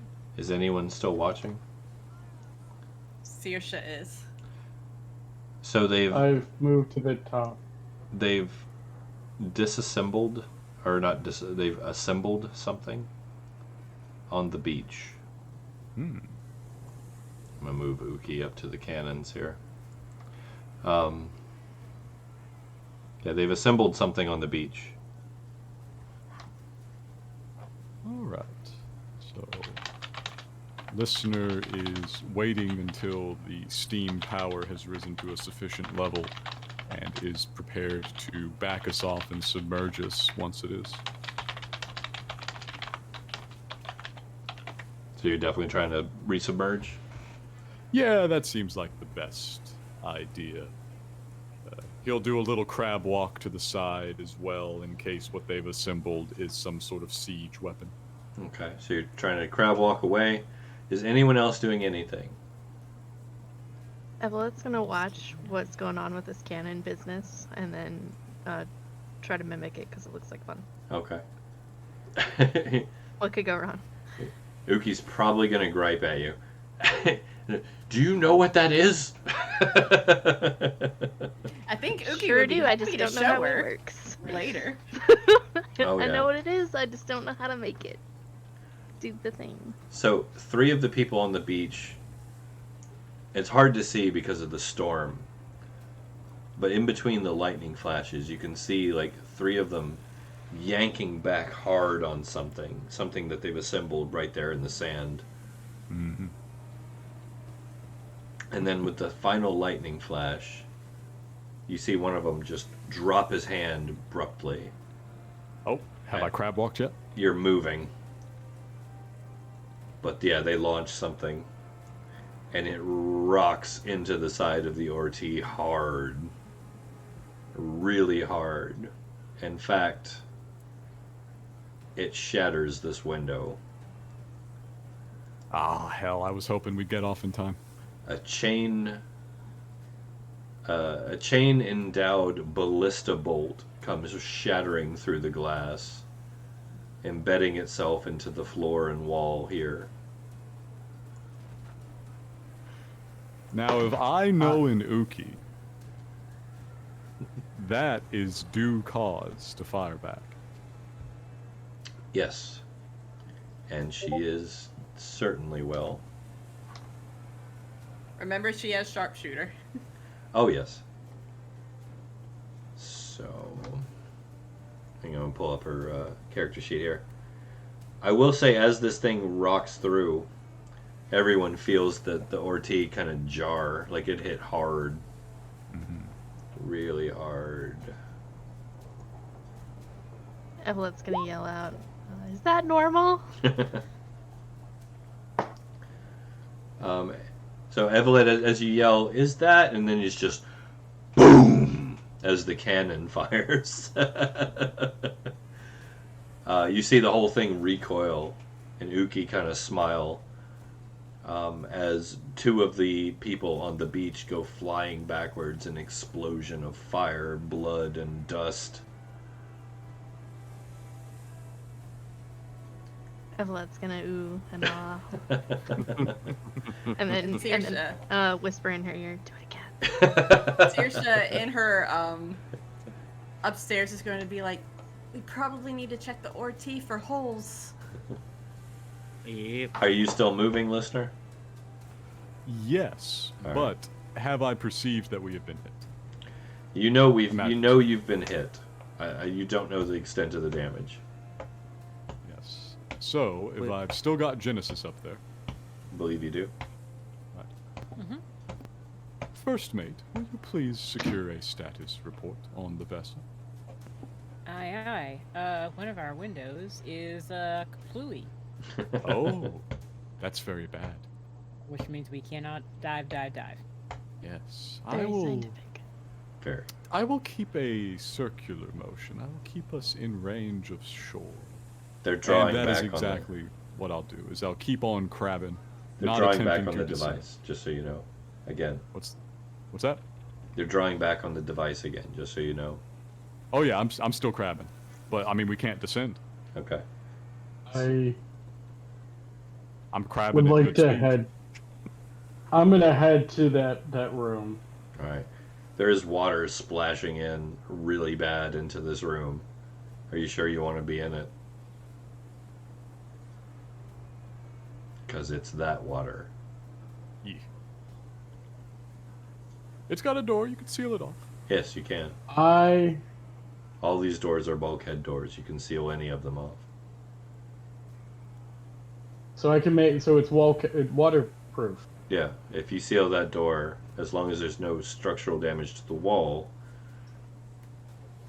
it will seal the room. I am actually going to use the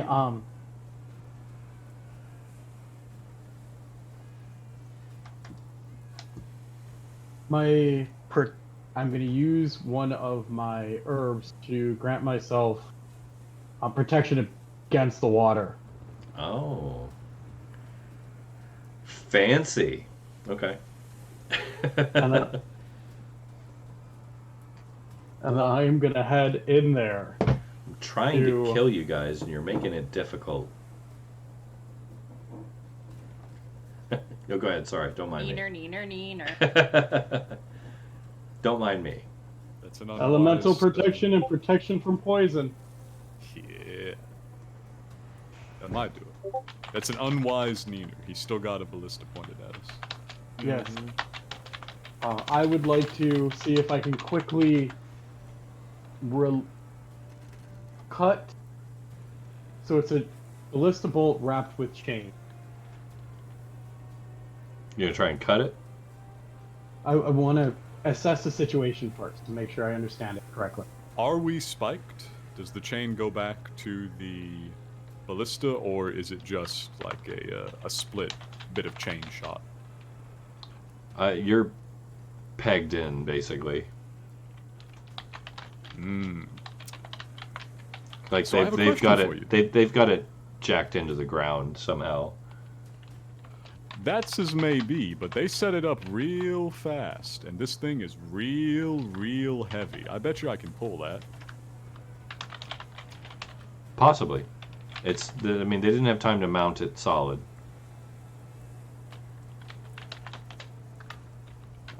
How well is it spiked to the wall? It's spiked to the ground. No. I meant the side that's inside.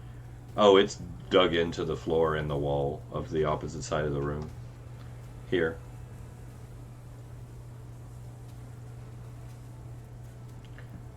So I'm going to give you guys to the count of 10.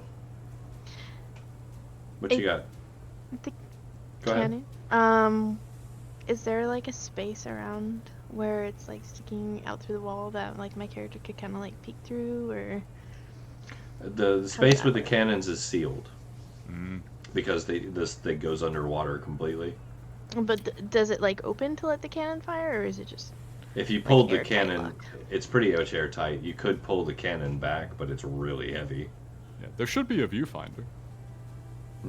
How do her shadows work with that special water? As far as what do you want to do? Basically, she like is kind of hoping to get a way to wiggle her fingers and do some special magic. Cough. Okay. If it requires line of sight, the viewfinder will allow it because all you have to do is see your target. Sweet. As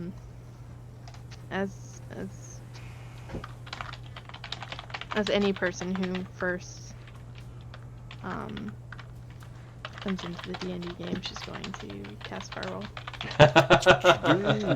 You start in a tavern and you what you cast do. Fireball. It's what you do.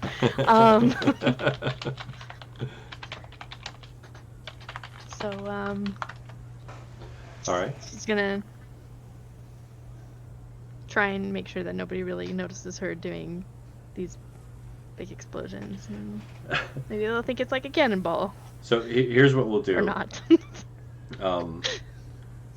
Here's what we'll do. Because you do need kind of a line to your target with the fireball. So if you come over to this cannon, right? Open up the back of it. remove the cannonball. You can kind of look through the cannon itself and just fire the fireball through the cannon at your target. I love this. Yeah. What is this shit? Get this Just out making of her here. own It's in my projectile. way. She's just gonna be like humming to herself, totally in her own space, hoping that she doesn't get yelled at for messing with Yuki's weapons.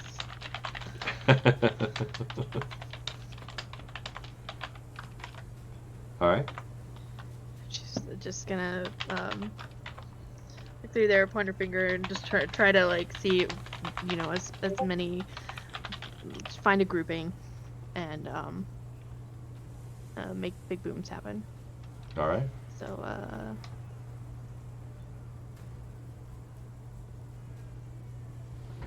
All right. So here we go. Let me pull this up real quick so we have it. Fireball, do fireball. you want me to do the thing? Should I do the Oh goodness, that's whiskey. do it? Yes. The button. Yes. Hit the button. Do it. Do it. Do it. Oh, yeah. Nice. That's everyone's favorite button. Nice. 1, 2, That's the sound she 3. makes after she does it too. A lot of fails. 4. Okay, my dice are broken. Do No, it's not- D20s. Don't You fix roll them. D20s. My dice are broken entirely. Oh no. I just gotta beat a 16. Oh, no. Okay, No. Hey! there's one. No. Is it 1, 2, 3, 4, 5, 6, no. 7, 8? My God. Oh 9, no. We're 1 out of 8. 10. There's 2. Oh, 2 out of 2 10. out of 10. 12. 3 out of 12. 3 out of 12. 3 out of 12 made that save, ladies and gentlemen. What are the odds? Don't tell me. I don't even want This to is a know. low Yeah. magic setting. Nobody knows to look out for Fireball. Actually, I kind of feel like that's about what it should have been, right? It's like tiny orange bead comes flying, then all of a sudden, no one's Like- got to know what the Is, fuck you've that got to is. be looking at the fire, but is that a little firefly coming towards us? Boom. Oh, yeah, no. Mind you, all those 3 that saved, they still took 16 damage. Yes. So you just basically turn the entire area that they're standing on to glass. Like just a smoking crater of glass. They're singed and smoking. They scatter in panic, black smoke rising. The ants scurry off, kicking off their riders. The ballista that they had makeshift set up on the beach just shatters into pieces. The Orti lurches away as the chain is released, and the humanoids themselves run screaming at the top of their lungs into the darkness, away. If anybody has really good hearing, they just hear a. Did any of Awesome. the ants die? No. They went scattering as well, though. For some reason, Evelyn looks disappointed. Hoping to squash a I- bug. I think I've still got green side going. That was probably a little startling. Yeah, that was really bright. Oh my. Really bright. She's just gonna like quietly close the back of the cannon and like walk away.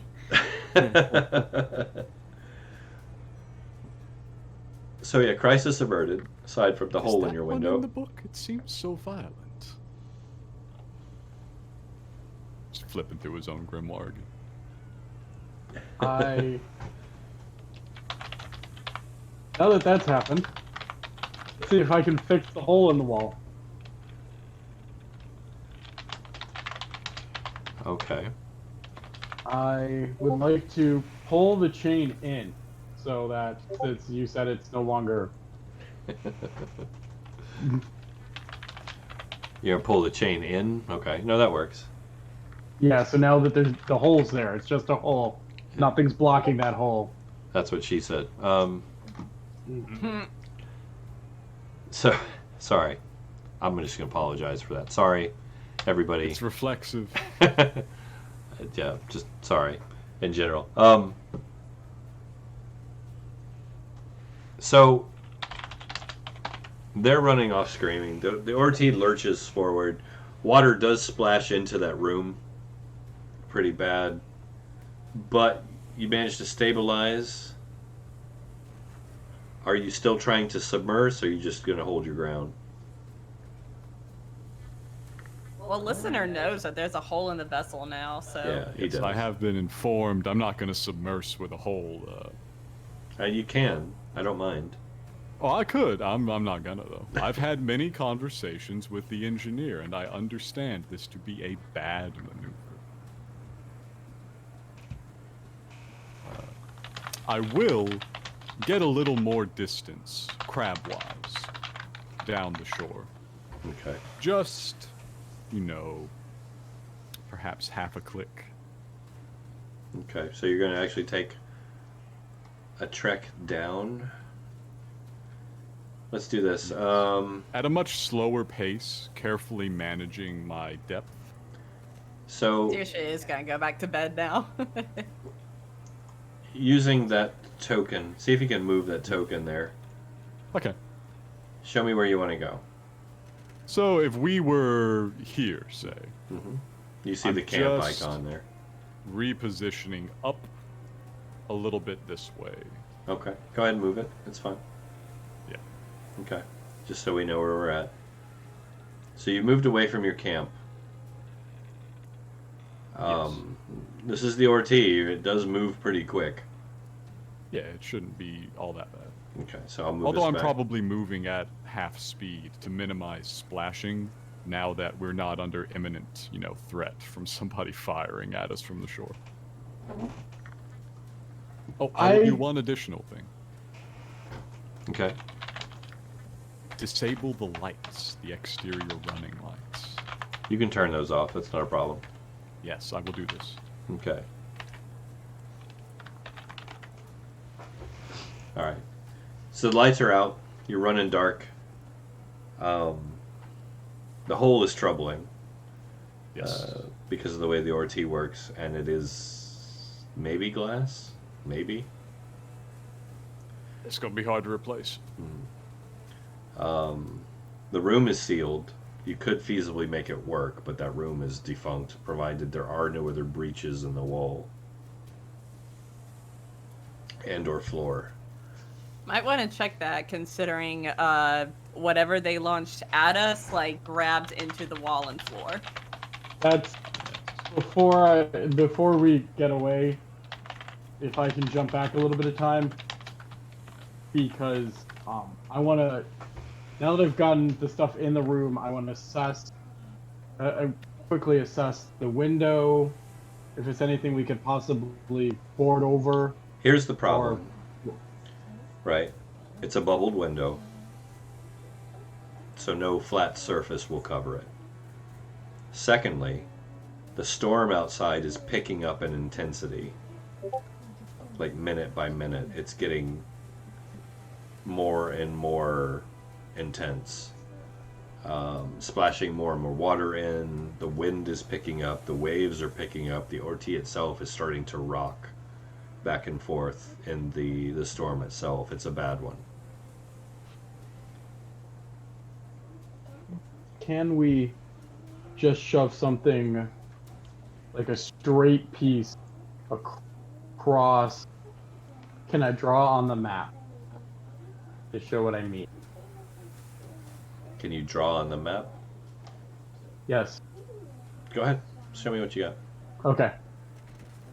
For instance, just go from here to here, so that it wouldn't have to be. You want to So cover it the wouldn't entire even inside. bother. Exactly. Just cover it all so it's structurally sound. What are you We going to lose use? that particular window. What are you going to use to do it? I'm seeing if there's something temporarily, perhaps the structures of these two beds. that can be used to, and then we obviously need to retrieve something. I believe there are spare stuff. The beds are made of metal. Talking. Okay. Can I use the metal to just block it off for the time being? No, it's not a solid frame. I'm just looking to structurally. Okay. There's one thing that might work. And I'll tell you what it is if you give me an intelligence check, DC 15. What check? Intelligence.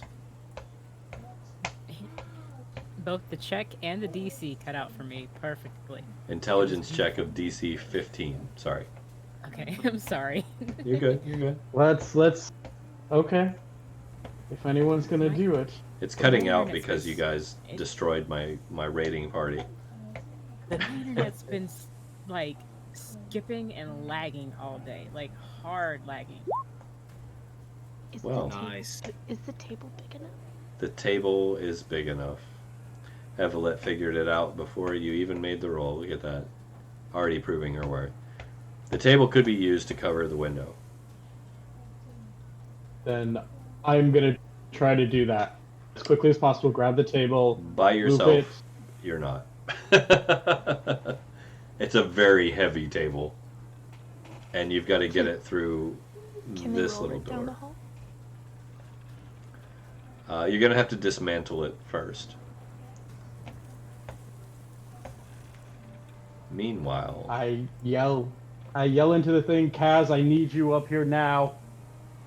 Right. behind the facade of this innocent-looking bookstore, so, Kaz, you're on your way. Yeah. All right, Yeah, everybody. if Right now, if where we've you're made it up the shore, it's good. I can start winding down the ship's motion. He won't have to shovel anymore. everybody, where you're standing right now, give me a dexterity save, please. Mhm. Uh-oh. I ain't so good at those. I'm just gonna say that Saoirse went ahead and failed that, like, just in all honesty, because right now she's laying down in one of the hammocks. Okay. Okay. All right. Double ones. I'm gonna use my Ouch. action dice to re-roll that. Okay. I will also roll a 1. Here we go. I'm gonna Yes. use a luck point as well. Oh, hell. Wow. Okay. All right. Never mind. Wow. Evelyn, I'm just you gonna fail it. just with absolute grace. Can she stumble cuddle into the creature behind her? The phoenix or the dwarf? She's gonna stumble cuddle into the finnick. Okay. Be like, oh no, fuzzy. Oh no, cuddle. Yes, you could do that. With that roll, you can pretty much get away with just about anything.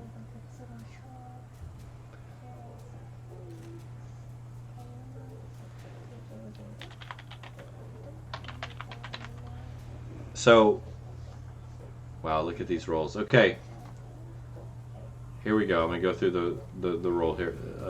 Simon, you made it with your secondary. Genesis did not make it with your secondary. So Genesis, Wilhelm, the Phoenix and the Carrier Ants. Just a huge wave just completely just hits the side of the Orti. The entire craft rocks and almost comes up off of its moorings. Everybody who I just mentioned is thrown hard on the floor, take 2 points of damage.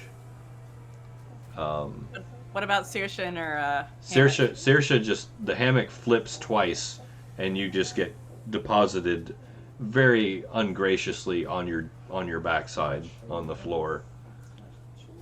It's a tailbone herder.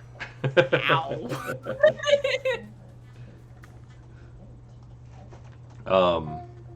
The Orti rocks back again. Everybody who managed to keep their footing, especially Evelyn, who pretends to stumble bump into the Phoenix and go, "Oh no, this is terrible. Oh, you're so cuddly." I'm so fuzzy. Nice. I'll keep you standing. The storm is getting worse. Is anyone in the bridge? I am in the bridge. All right. Those of you in the bridge, you and Genesis. So am I. Ow. Give me a perception roll at disadvantage, please. Okay. Let me just see what I can see here. Oh, close. So, listeners, 8. Genesis. Rocking the smooth 8. Genesis. Oh my god. Alright, let me 8 with a silver lining and a little hat on let top. me see where everyone else is. Nobody else is near a window. Well, I'm near a hole. Wilhelm, I will give you a chance because this is pretty serious. Give me a disadvantage perception roll. All right. Hey, we got another one of those bonuses queued up. I'm not keeping track of the bonus dice. Do we have another one? I know we have a Honestly, setback. 14. 14? Okay. That's good enough. Wilhelm. Between flashes of lightning, through the hole in the cracked window, you hear a sound that not only sets your teeth on edge, but just sends a cold chill through you. Looking out through the hole in the window, just in time to catch the brief flash of lightning, silhouetted not far away from you at all, you see a tornado heading your way. Oh shit.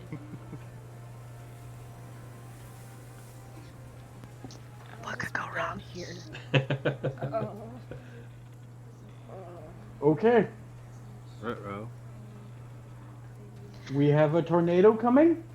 No big deal. I am trying to cover this window. As soon as I can, I'll let you know. We might need to submerge to get underneath it. But for the time being, I have to go move a table. I'll be back. Evelette's gonna help with the table. Good. Listener to Genesis. Yeah, I should probably help with that. See if you can persuade Wilhelm to simply seal the bulkhead door. I'm sure we can suffer the loss of 2 spare beds and some of his supplies. Okay. Little did you know that's where he keeps his porn. If that's where the chocolate is, there's just no help. Wait, no, I'm gonna hold creep on. Down there. Goes to I'm gonna save creep the down there. chocolate. I'm gonna creep down there then. I'm gonna see if we can't quickly move the beds out of the room as well. If we can move the beds out, then we can still use those if we need them. And the And supplies. see if we can't ferry like all the inventory stuff out of it, as well. Master Miss, are you watching the stream? I was, but I tabbed. All right. So I'm gonna hold my I hands can up, see it. right? Okay. Can you see him? Are you watching? We got that delay, I just so see you gotta your, be I patient. see your There they are. hands, like your mouth. I think those fingers are gonna start going down, aren't they?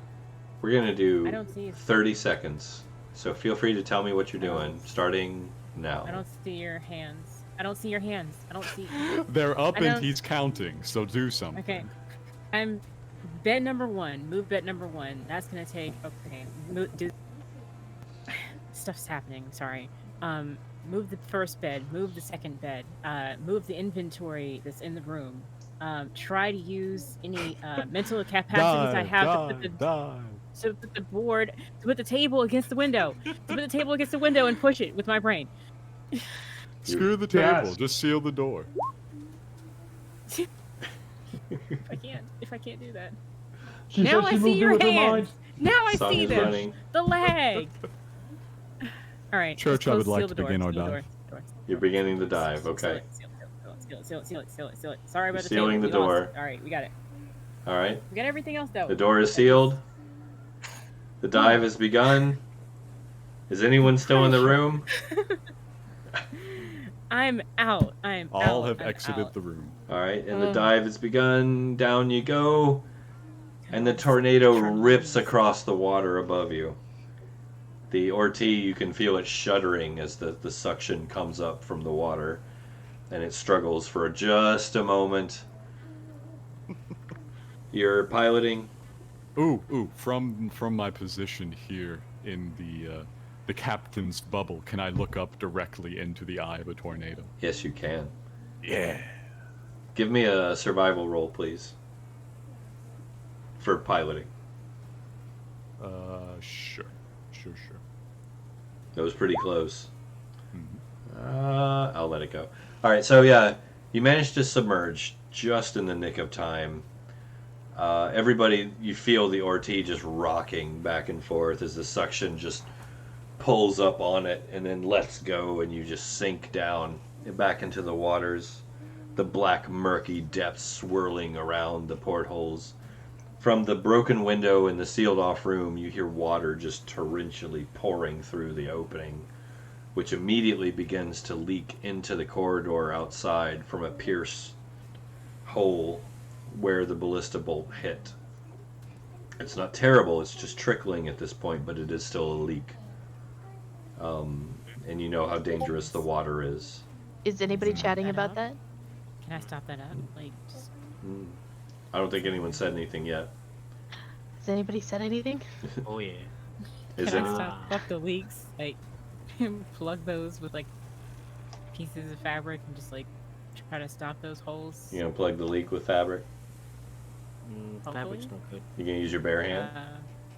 I'm gonna see if there's like a screwdriver or something that I could just like plug something into that place. What shape is the hole?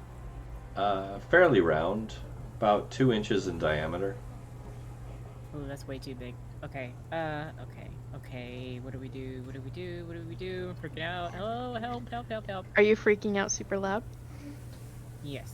Yes, there we go. Sweet. Evelette's gonna go down with the chocolate she found. Going down with the chocolate. With what she saved from the room. And she was in the kitchen earlier. Are there any like metal plates or cups? Actually, they're all metal, yes.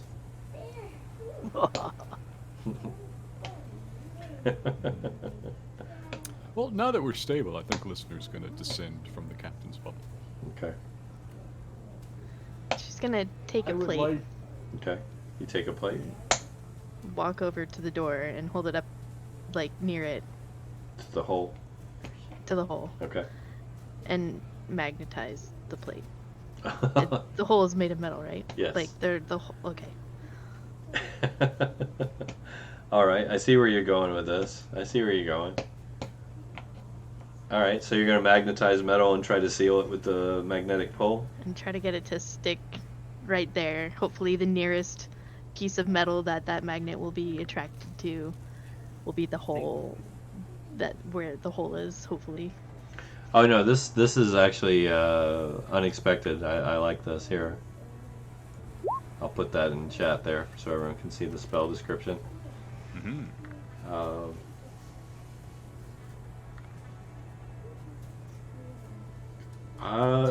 It's not gonna last very long. But if they can like screw it in, 18 seconds. But it- we can solder it on as well some way. All right, well, so now granted, this isn't a terribly strong seal. Like it says, as long as it does not exceed up to 20 pounds. oh, that's gonna be way heavier. But it's a 2-inch diameter hole. You've sealed it off, and it will hold temporarily. Kaz's suggestion of trying to solder it.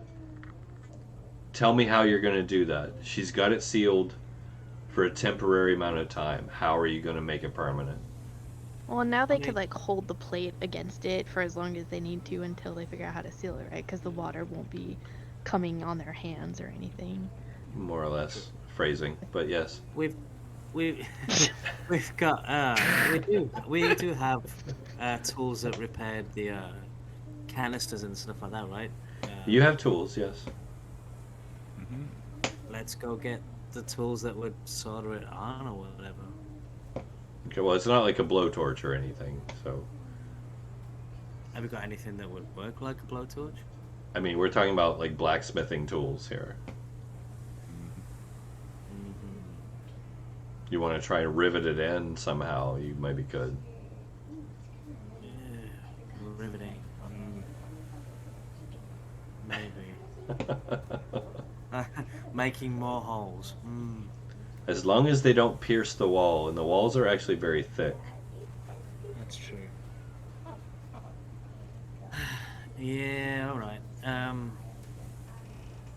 What skill would that be? Goodness, that's a good question, because we're talking about crafting. Do you have blacksmithing or anything like that? No. I could also see like Tinker's tools. Tinker's tools would be really good, Right. which Uki has.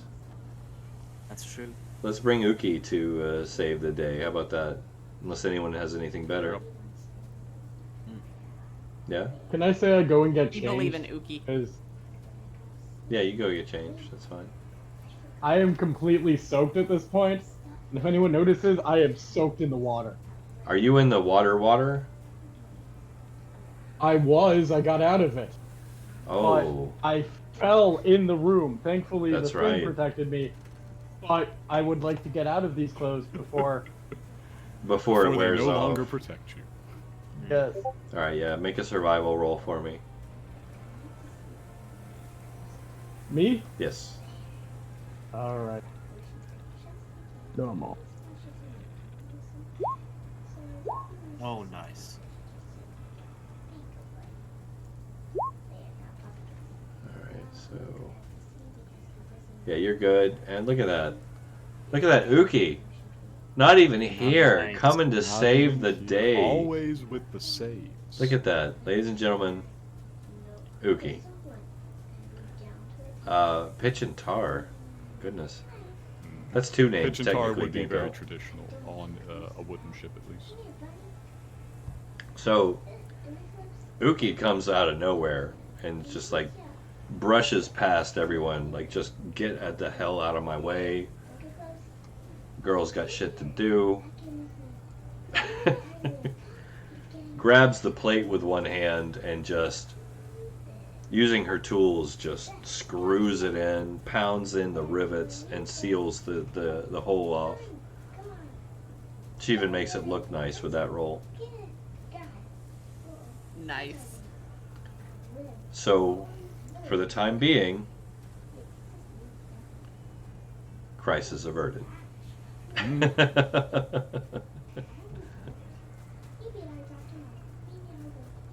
Nice. So, you settle on the bottom, just below the surface. Storm rages above. In fact, I'm even going to do this. Since you're underwater, it's actually fairly calm beneath. Oh. Is there water still like in the hallway? How much water came out of the hole? There's a decent little bit. It's avoidable. You definitely don't want to touch any of it. Is prestidigitationable? Yes, it is, actually. Sweet. Are you going to press to digitize it? Sure, All the way sure out. am. Okay. If Explain. there's like a sink or a toilet she can move that into. The moon pool. Not where people's feet go. You can actually just make it go away. But Oh, yeah. describe it for me. So, because you're being watched. Well, she's feeling pretty comfortable right now. In a world. They're gonna see her like walking down the hallway and like looking at these puddles with her hands like hovering out over and just kind of water droplets are gonna lift off the ground and just kind of like dissipate into like smaller and smaller droplets, and it's just gonna. She's like turning into this mist that disappears, and she's just gonna like give them a sheepish look as she like walks around them in a circle, prestidigitating these puddles as she goes, and then like disappears around the corner looking for more puddles without really explaining what's happening unless it's stopped. Mhm. Nice. Well, that's All the useful. while like kneeling over, like she's literally like crawling, scampering through the hallway without really looking at anybody. So, I have to ask, Wilhelm, Yes. as a Bechtelite, seeing this obvious display of magic, are you troubled? I don't see it because I'm getting changed. Okay, good deal. Is anyone else troubled by this obvious display of magic? Not Heck I. no. Okay. You've got to realize that Wilhelm has watched 2 musicians who, for all intents and purposes, that is some Shawnakesian magic right there. Oh, so, you know. Oh yeah, well, I have to ask. I have to ask as the DM because I'm a shit stirrer. Also, I am carrying the tears of a god. This is true. This is true. Although our dear Evelette doesn't know about that yet. You guys should probably sit down and have a chat. We've been so busy. Also, There was a tornado There was a and tornado. an ant. And an ant. A few ants, to be fair, and a fireball. I'm surprised there aren't more questions about the fact that the water that dissolved Uki's leg, I just swam in it basically and just walked out. I don't think anybody saw you. They had to see the fact that I was all wet. It could have been sweat, or worse. I did not see, unfortunately. I imagine that water looks black. Yeah, it's nasty.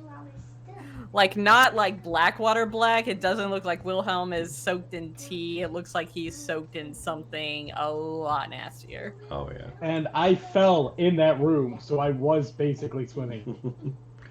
I will say, you're settled on the bottom beneath the surface. Where you're at right now is calm. So you have a chance to clean up, to relax.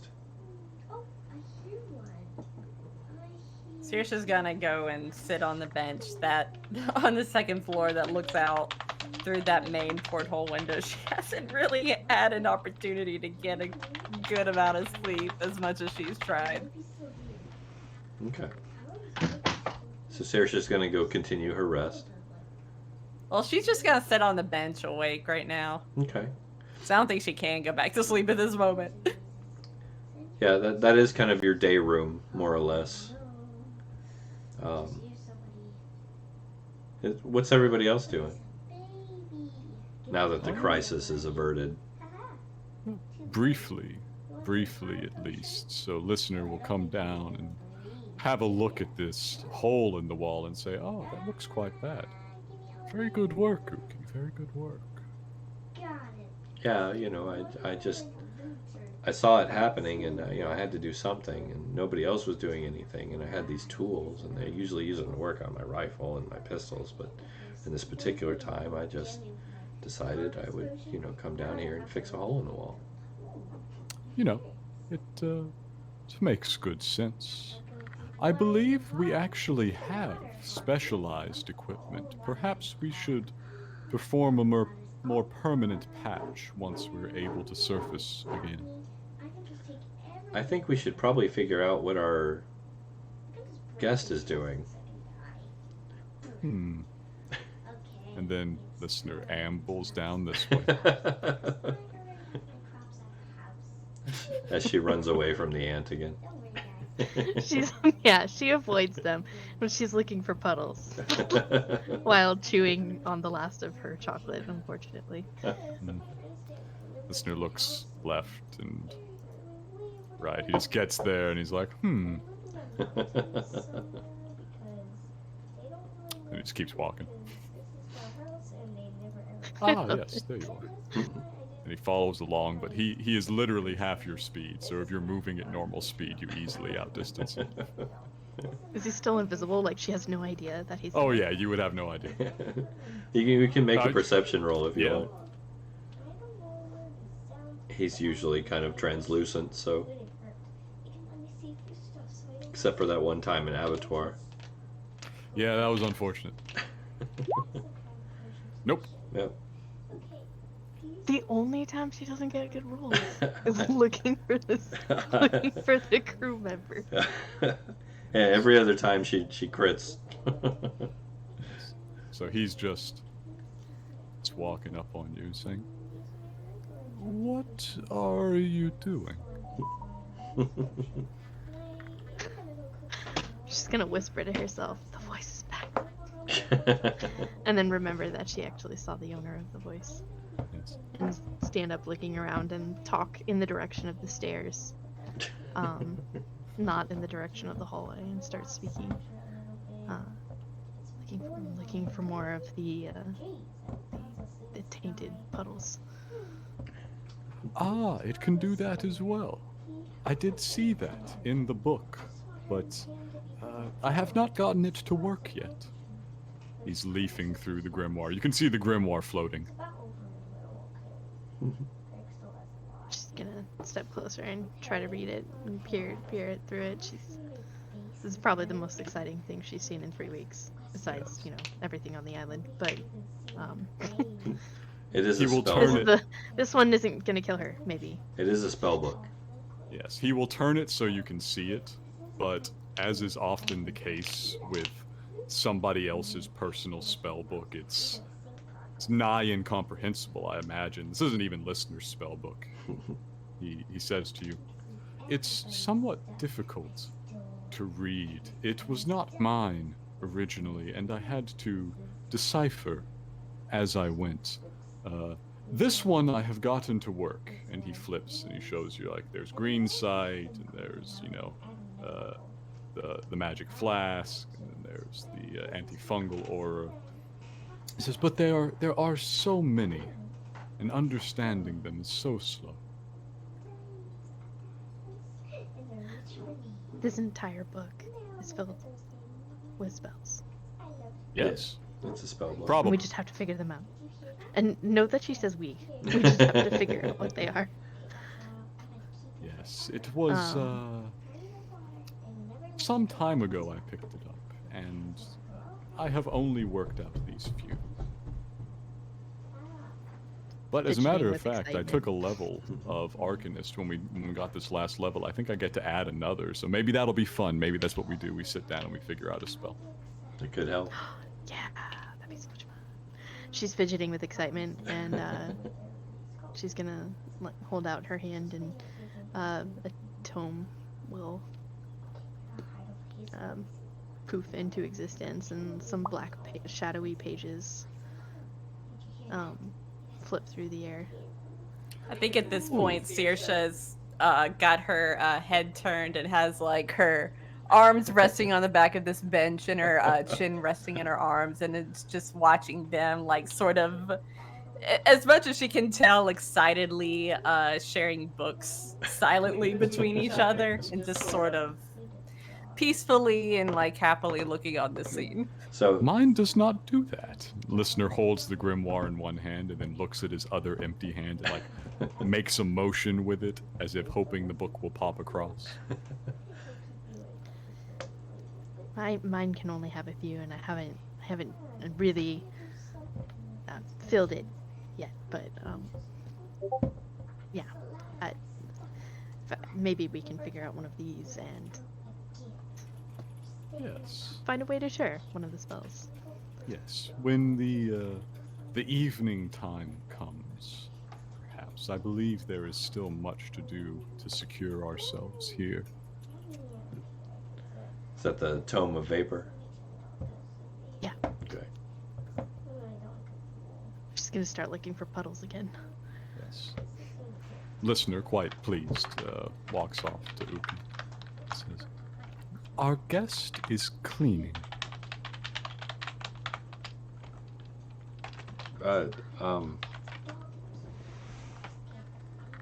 Guest?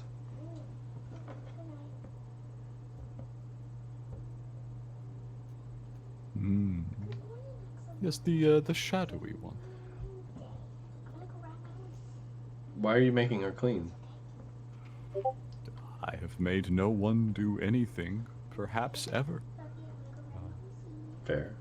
I don't believe she likes the water, which is understandable, and possesses the means to remove it safely.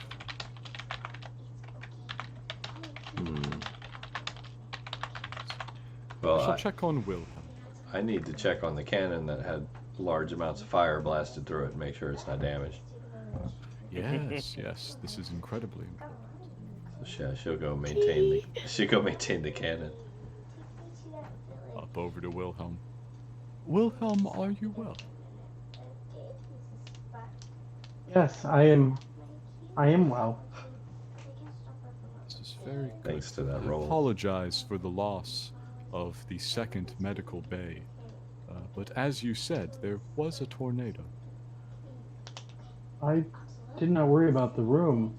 Honestly, my concern was that the wall wasn't structurally sound. I was Yes. worried that the water would come in. Thankfully, it was just a small hole. I didn't have time to assess the damage fully from inside. I figured block the window off with the table. Yes.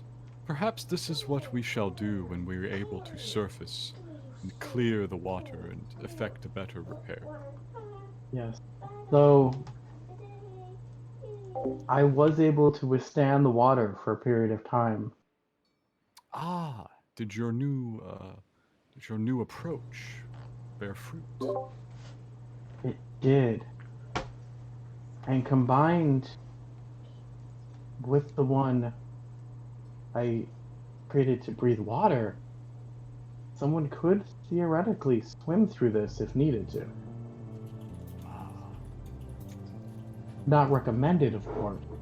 Oh no. But Even surviving the mere liquid, there are many, many things that we have seen that dwell there more dangerously than we could.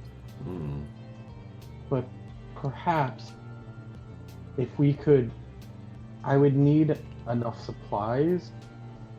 But if I could give everyone who put on one of the suits one of these protections, that way if there is a tear in their suit, we would not have them injured.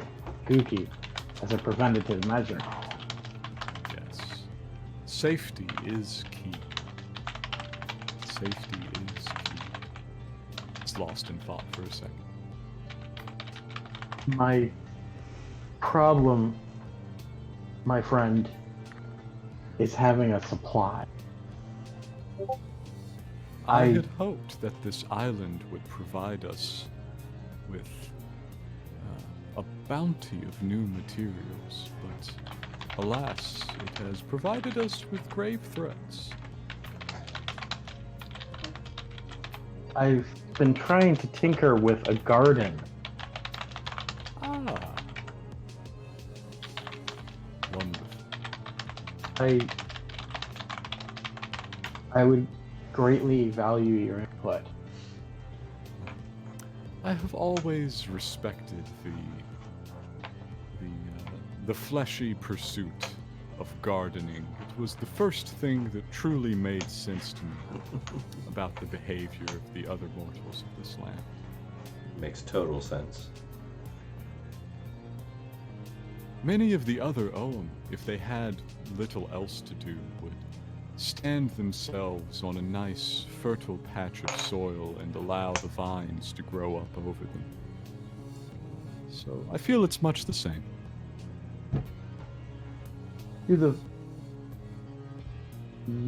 Obviously, you speak with your mind. Do the vines speak as well? I'm pretty sure they don't. Church, feel free to correct me. The vines?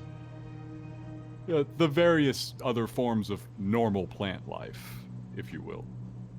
Well, they do and they don't. It's not with a sentient intelligence in the way that a human being would understand sentient intelligence.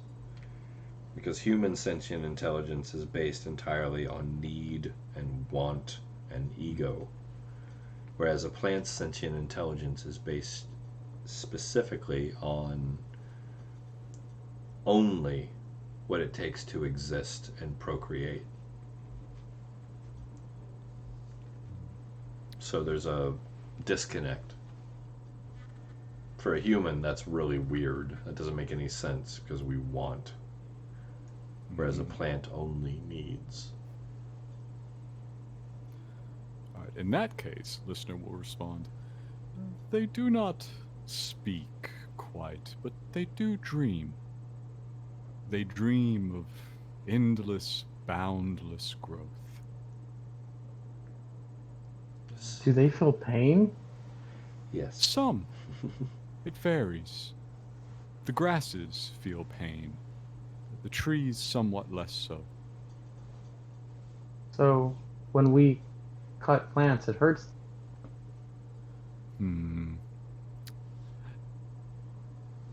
Again, yes and no. Yeah. For example, my own people were gifted with something much more like the lives that you experience. We stand between the way of the plants and the way of creatures that walk and talk. And for us, pain is not quite so fearful, although that may have something to do with how the Ogham function together. It has changed a little since I've been cut off. But for the regular plants, at least, I can assure you, they feel pain, but they do not know to fear it. You must be aware of yourself to fear. You must know that there is a future. And the plants do not. Thank you. As not just a Becklerite, but as a human for the most part, I was raised to think that plants didn't, because we didn't have the ability to interact with them on the same level. We thought they were not sapient and not sentient.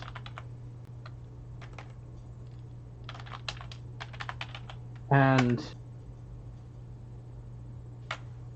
like you, my friend, I find that some of my preconceived notions are being questioned. We do have a great deal to learn about the strangenesses here, but do not concern yourself overmuch with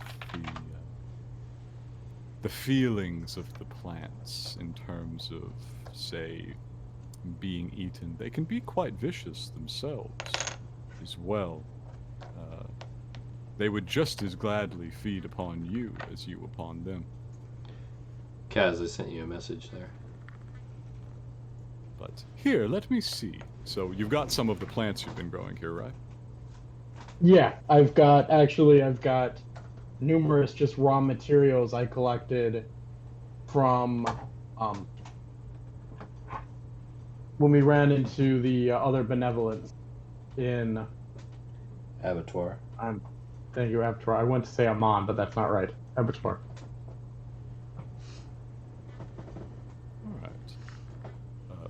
Church, I'd like to try some. All right. Well, Kaz, did you get my message? No. Let me check. In roll 20. Okay. Let me check. Oh, okay. No problemo. Oh, Okay. secrets. 22. Okay. So, listener, what is it you're trying to do real quick? I was going to ask if I can, in a roundabout way, sense the existence of the plants, and I can, I can feel soil. I can taste water for its mineral content. To a degree, yeah. Yeah, just to something of a degree. I'm just gonna get a feel for the hydroponic setup he's got going.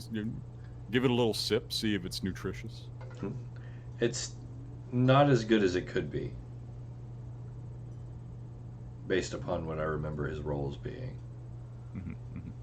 Well, I would love to make nature roll, whatever role you consider appropriate, to see if I can provide further insight. Okay. As you're doing that, Kaz, Mm-hmm. you hear a fairly loud thunk coming from the metal inside the moon pool. The moon pool. Mm-hmm. You're the only one down there, so. Okay. Well, you and Jeff, but you know. Yeah. Right. I got that a second. I'll run over to the intercom thing. Mm-hmm. We got a thunk down here. Something in the hole in the moon pool. And as you Maybe. hit that point in your statement, Hmm? an explosion erupts in the moon pool. Oh no! Kaz, give me a dexterity save, please. Oh yay. He's got some good distance. 20. on it. Okay. Well, 13 technically. Oh, it wasn't advantaged. Okay. No. All right. Or is it? Let me check. Is it? Oh no, it's not a trap thing. I haven't got that one. I forget. Oh, what you I guys- do. I do have the advantage. Yeah. Do you Do just you? get? I do. So Makes yeah, sense. 20. There it is. All right. So 20. So you'll take half of this. 11 damage. Merp. Jeff, can you roll for Jeff? Uh-huh. Let me just get his little tiny character sheet up. Where is he? Good grief. I think it's like +2. Alright. Roll this. I imagine he has like resistance or immunity to void damage or something. This is fire. Oh, it's fire. What? Yeah. He's I looking down there didn't just do it. Wow. last. So he just took the full brunt by the look of that, right? Yeah. Okay. So 24 damage to Jeff. Oof. It wasn't What kind of me. damage? Fire. Ooh, An- wow. An explosion just erupted from right at the edge of the moon pool. It blows the crane back. The air tanks begin to immediately just hiss as the air is expulsed. The water tanks begin to just spew everywhere. You're thrown backwards. Jeff is thrown a good distance away from the moon pool and immediately begins to whine and mule in a bad way. Mewling is usually a good thing. The entire Orti is rocked with the impact of the explosion and immediately just settles on the bottom of the bed that you're sitting on. Water begins to pour in through the moon pool. Oh no. This is very bad. This is very, very bad. Hmm. Evelyn hears a voice in the kitchen while she's eating a piece of fruit, and she's like, "Oh, I know that one." Big explosion, and she yells out, "It wasn't me." Okay. So Saoirse's going to go down the top of the stairs or like look up at the top of the stairs, so she can like peer down into the lower level, see what's going on, and be like, "Cat, is everything okay down here?" you see the water beginning to spew in. Yeah, go Her ahead. eyes are going to widen, and she's going to gasp and be like, "Oh no!" Just so you know, there's another countdown going. So Before the countdown starts rolling, may I make a suggestion? yes. This sounds very urgent, and like it's going to take us more than, say, 10 minutes to resolve. Mhm. Should this be our cliffhanger? Let's get the countdown, then we'll cliffhang. The countdown's going to go quickly. All right, so I'm gonna run back over to the moon pool. I don't care about any damage I'll take from the void water, but I'm gonna see if there's anything attached to the underside of the ship that's like a You're gonna I run don't through know. the water. Yeah, sod it. Check for explosive devices attached to the thing that I might be able to knock off with my spear. Okay. Saoirse's going to run up and yell, "We need to surface now, quickly!" Oh, Kaz, another 25 damage. As the water is just tearing into you, just eating away at your flesh. I have heard the call to surface, so I rush up to the captain's post. All right, you're making your way up. Yes, I will attempt to jockey the ship into a higher position. Okay. I am gonna give myself another dose and run towards the moon pool. All right, you're running towards the stairs. Yes. Anybody else, real quick, because we've reached the end of our countdown. Anybody else? Nope. Did I see anything attached to the thing?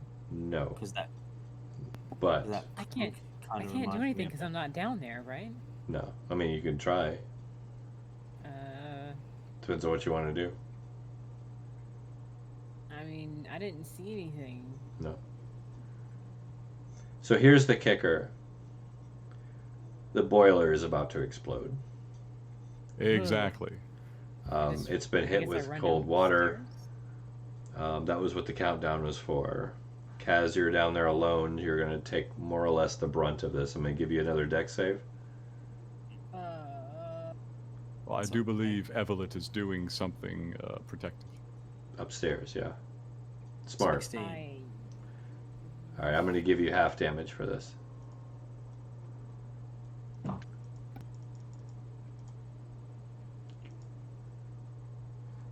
Ooh! Ouch. 24 damage. Yep. And you are blown backwards. Straight away, we're going to say it pushes you to here. Yeah. Jeff manages to escape the brunt of the damage, but he's pretty hurt already. Kaz, you just got knocked all around. Water is pouring in. It's very quickly on its way to you. Like it's going to start engulfing you very quickly soon. Yeah, I'm just gonna get up and start running upstairs. I'll get Paz to run upstairs, Jeff to run upstairs as well. Okay, he'll follow you. Now, Church, the I'd Fennec- like to attempt emergency maneuvers. All right, what do you got? We have some residual pressure Yes. left in the system. Especially given that I started before the boiler exploded, right? This is true. I would like to, doing my spectral invocation to summon the engineer into me for a little bit of assistance. Luckily, you've been endearing him. He will not resist you. Yeah, we have a rapport. Mhm. But we are going to have to try to limp ashore. Okay. So using the spectral invocation Yes. and the engineer's skill, you're going to try and limp ashore. Master Miss, what is it you were trying to do as this is happening? Just note that the Phoenix is probably panicking because of the rising water, and I look towards listener with prepared sort of a stance, like, all right, let's go. I got this. My mind is open. What do we need to do? I will attempt to see us to shore with the help of our engineer, but we may need to flee the Orti. Okay. All right. do I want to run downstairs and get the stuff that the humans are gonna need? Ensure that everyone is above the damage line. It sounded as if the boiler has gone and we're losing pressure rapidly. Make Noted. ready the dinghy. Noted. Scramble. Got it. Okay. And Teacup, Evelyn went into the hut.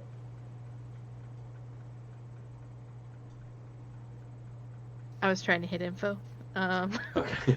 That's okay. That's Was- okay. Trying to open it, but don't mind me. No, that's fine. That's fine. I opened it like 4 times before I realized I was casting it and not actually opening.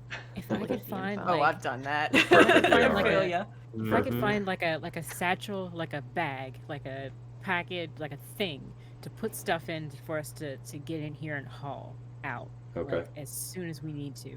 I'm packing like actual things that we're gonna need. I'm Tell me what you looking need. looking for Wilhelm, looking for like emergency medical supplies. We can Pack get splashed Wilhelm, by we this need him. water. We what do we need? What do we need to put in this bag? Okay, You got 10 what are we gonna seconds. need to take? To determine Alright. what you need. Ready?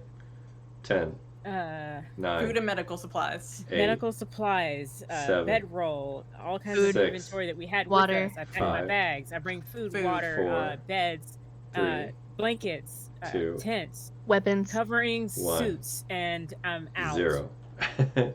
So all of that's fine. You managed to get some food. I'm not really sure how much you got. You managed to get a little bit of water.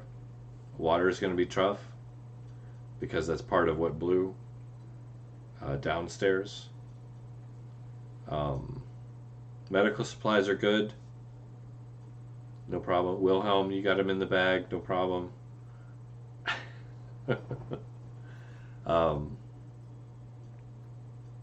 So yeah, you got a good baseline of supplies. The only thing you're lacking really hard is water because the water main's blue. But that's okay. We've got Listener for that. You do have Listener and his magic. That is a cantrip, so. There's only one dinghy,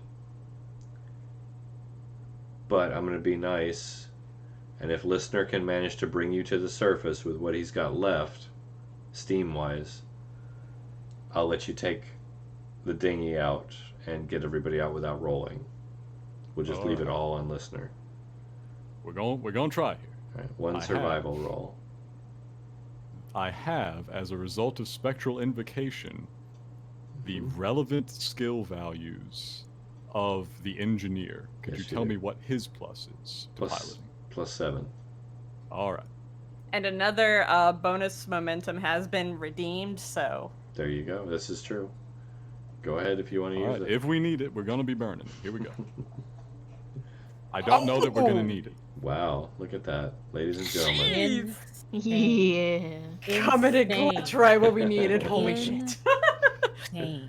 How does that feel, DM? Oh, How it's does that terrible, terrible. I miss your ones. I just want to drink your tears. Don't sorry. laugh too hard. Don't I laugh too hard. didn't mean to It's all say good. that out It's all loud. good. Easy, cool, easy.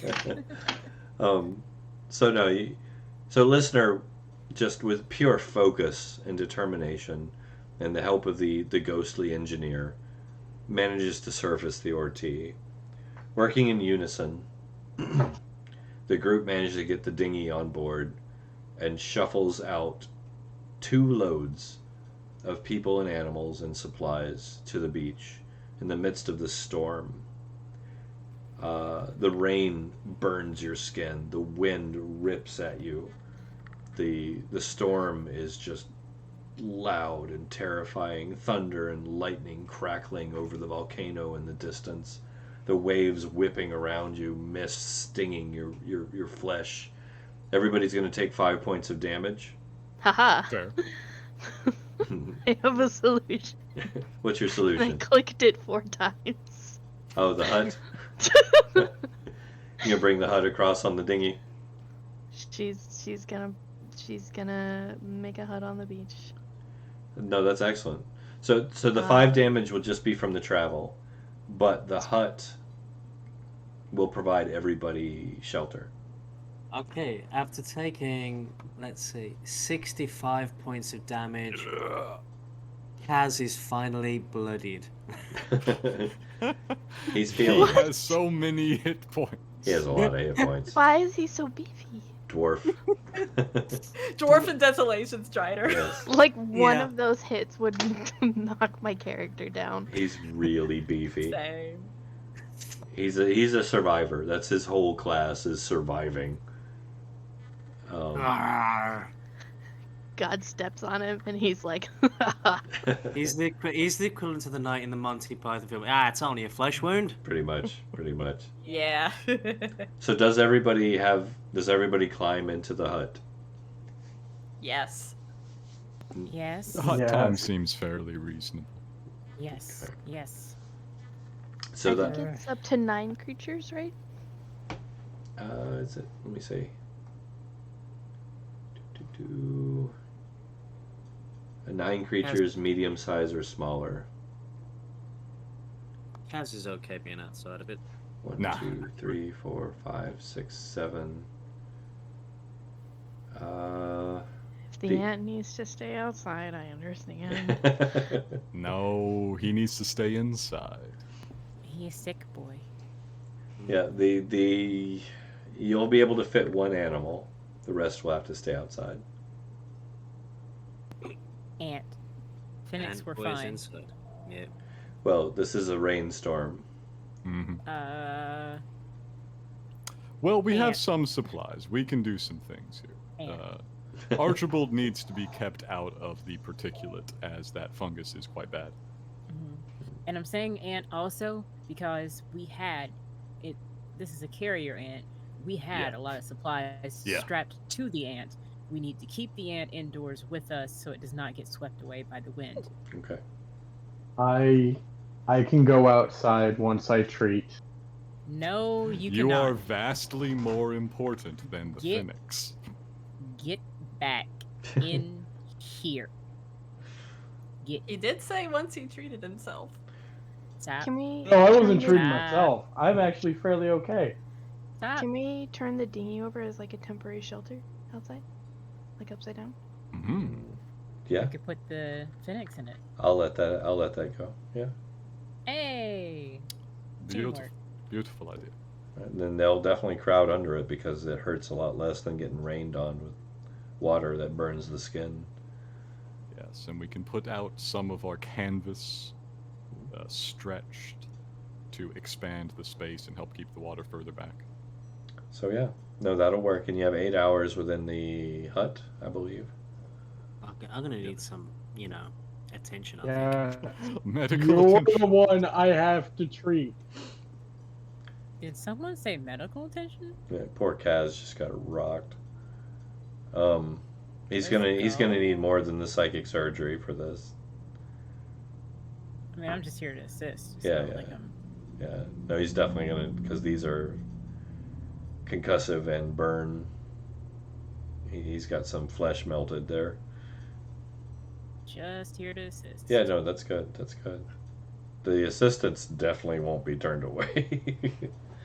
So, everybody piles into the hut. You're safe from the storm. The Phoenix are underneath the dinghy, wrapped about in canvas. They're safe from the storm. The Orti is right off the coast, more or less sunk, but not completely, like scuttled. It's recoverable. It's going to take a sizable amount of work, and you guys have to figure something out to get it running again. Not impossible, though, given your resources. But that being said, Wilhelm, with the assistance of Genesis, will treat Kaz, I assume. And Saoirse's Yeah. going to help it in case Kaz is bleeding. Okay. Staunch the flow of blood. Yeah. Evelyn has proved herself fairly useful, especially just Yes. now. Cough, cough. She's just sitting in the corner now and watching with her hands and chin in her hands. Last, Totally not disturbed by the sight in front of her as they try to save their friends, and she's just watching, like, taking notes mentally. last piece of Your chocolate. survival out here, all alone, has become less of a mystery. Saoirse's going to look over at her and like smile very warmly. She's gonna wiggle her fingers back. And like, hello. Yeah, like you can probably see in her face, like her whole expression just has a lot of gratitude in it, like as if she's non-verbally telling you thank you. Yeah, and there is that weird common ancestry you share. Now, Church, Mm-hmm. it's time for me to enact step 1 of the plan. What's the plan? I've still got the engineer channeled, This is true. and we should probably save it for next time, but I'm going to see if I can convince him to stick around. Hmm.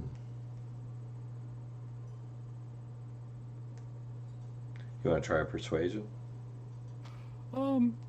Yeah, but I want to save it. I want to see if I can come up with a good, like, role-played argument for him. Okay. You know? I will I'll also allow need it. to name him. I will allow it.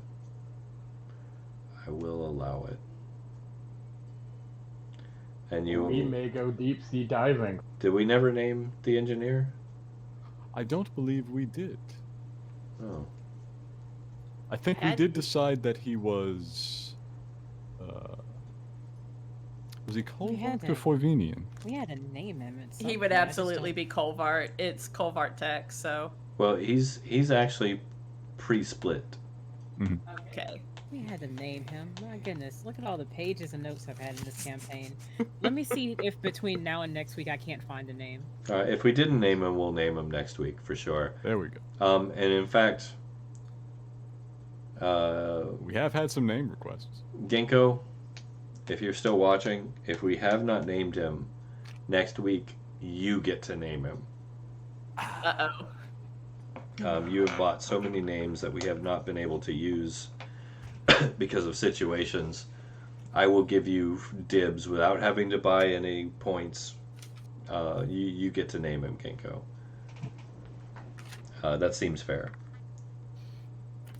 But pressure, yeah, pressure's on. But that being said, well, he might still be in there. But that being said, I think we're going to go ahead and call it a wrap for this week. We'll be back with Sigil Confidential next weekend. Getting very close to conclusion on that chapter. The dagger is within reach. It literally. is. Literally. It was being reached for at the end of our last session. I would like to thank all of you for being such tremendous players, and a big thank you and welcome to Evelyn, Madam Teacup. Yeah. Thank you for joining us. That was super fun. Good. Well, we see you in 2 weeks for the next step of the journey. Good night, all. Good night, all. And for those of you at home, thank you for joining. Thank you for those of you who will join, who have joined, who may join, who, I don't know, are joining from alternate dimensions and realities. We all haven't been joined. Yes. That's a very deep cut there. It is. But thank you.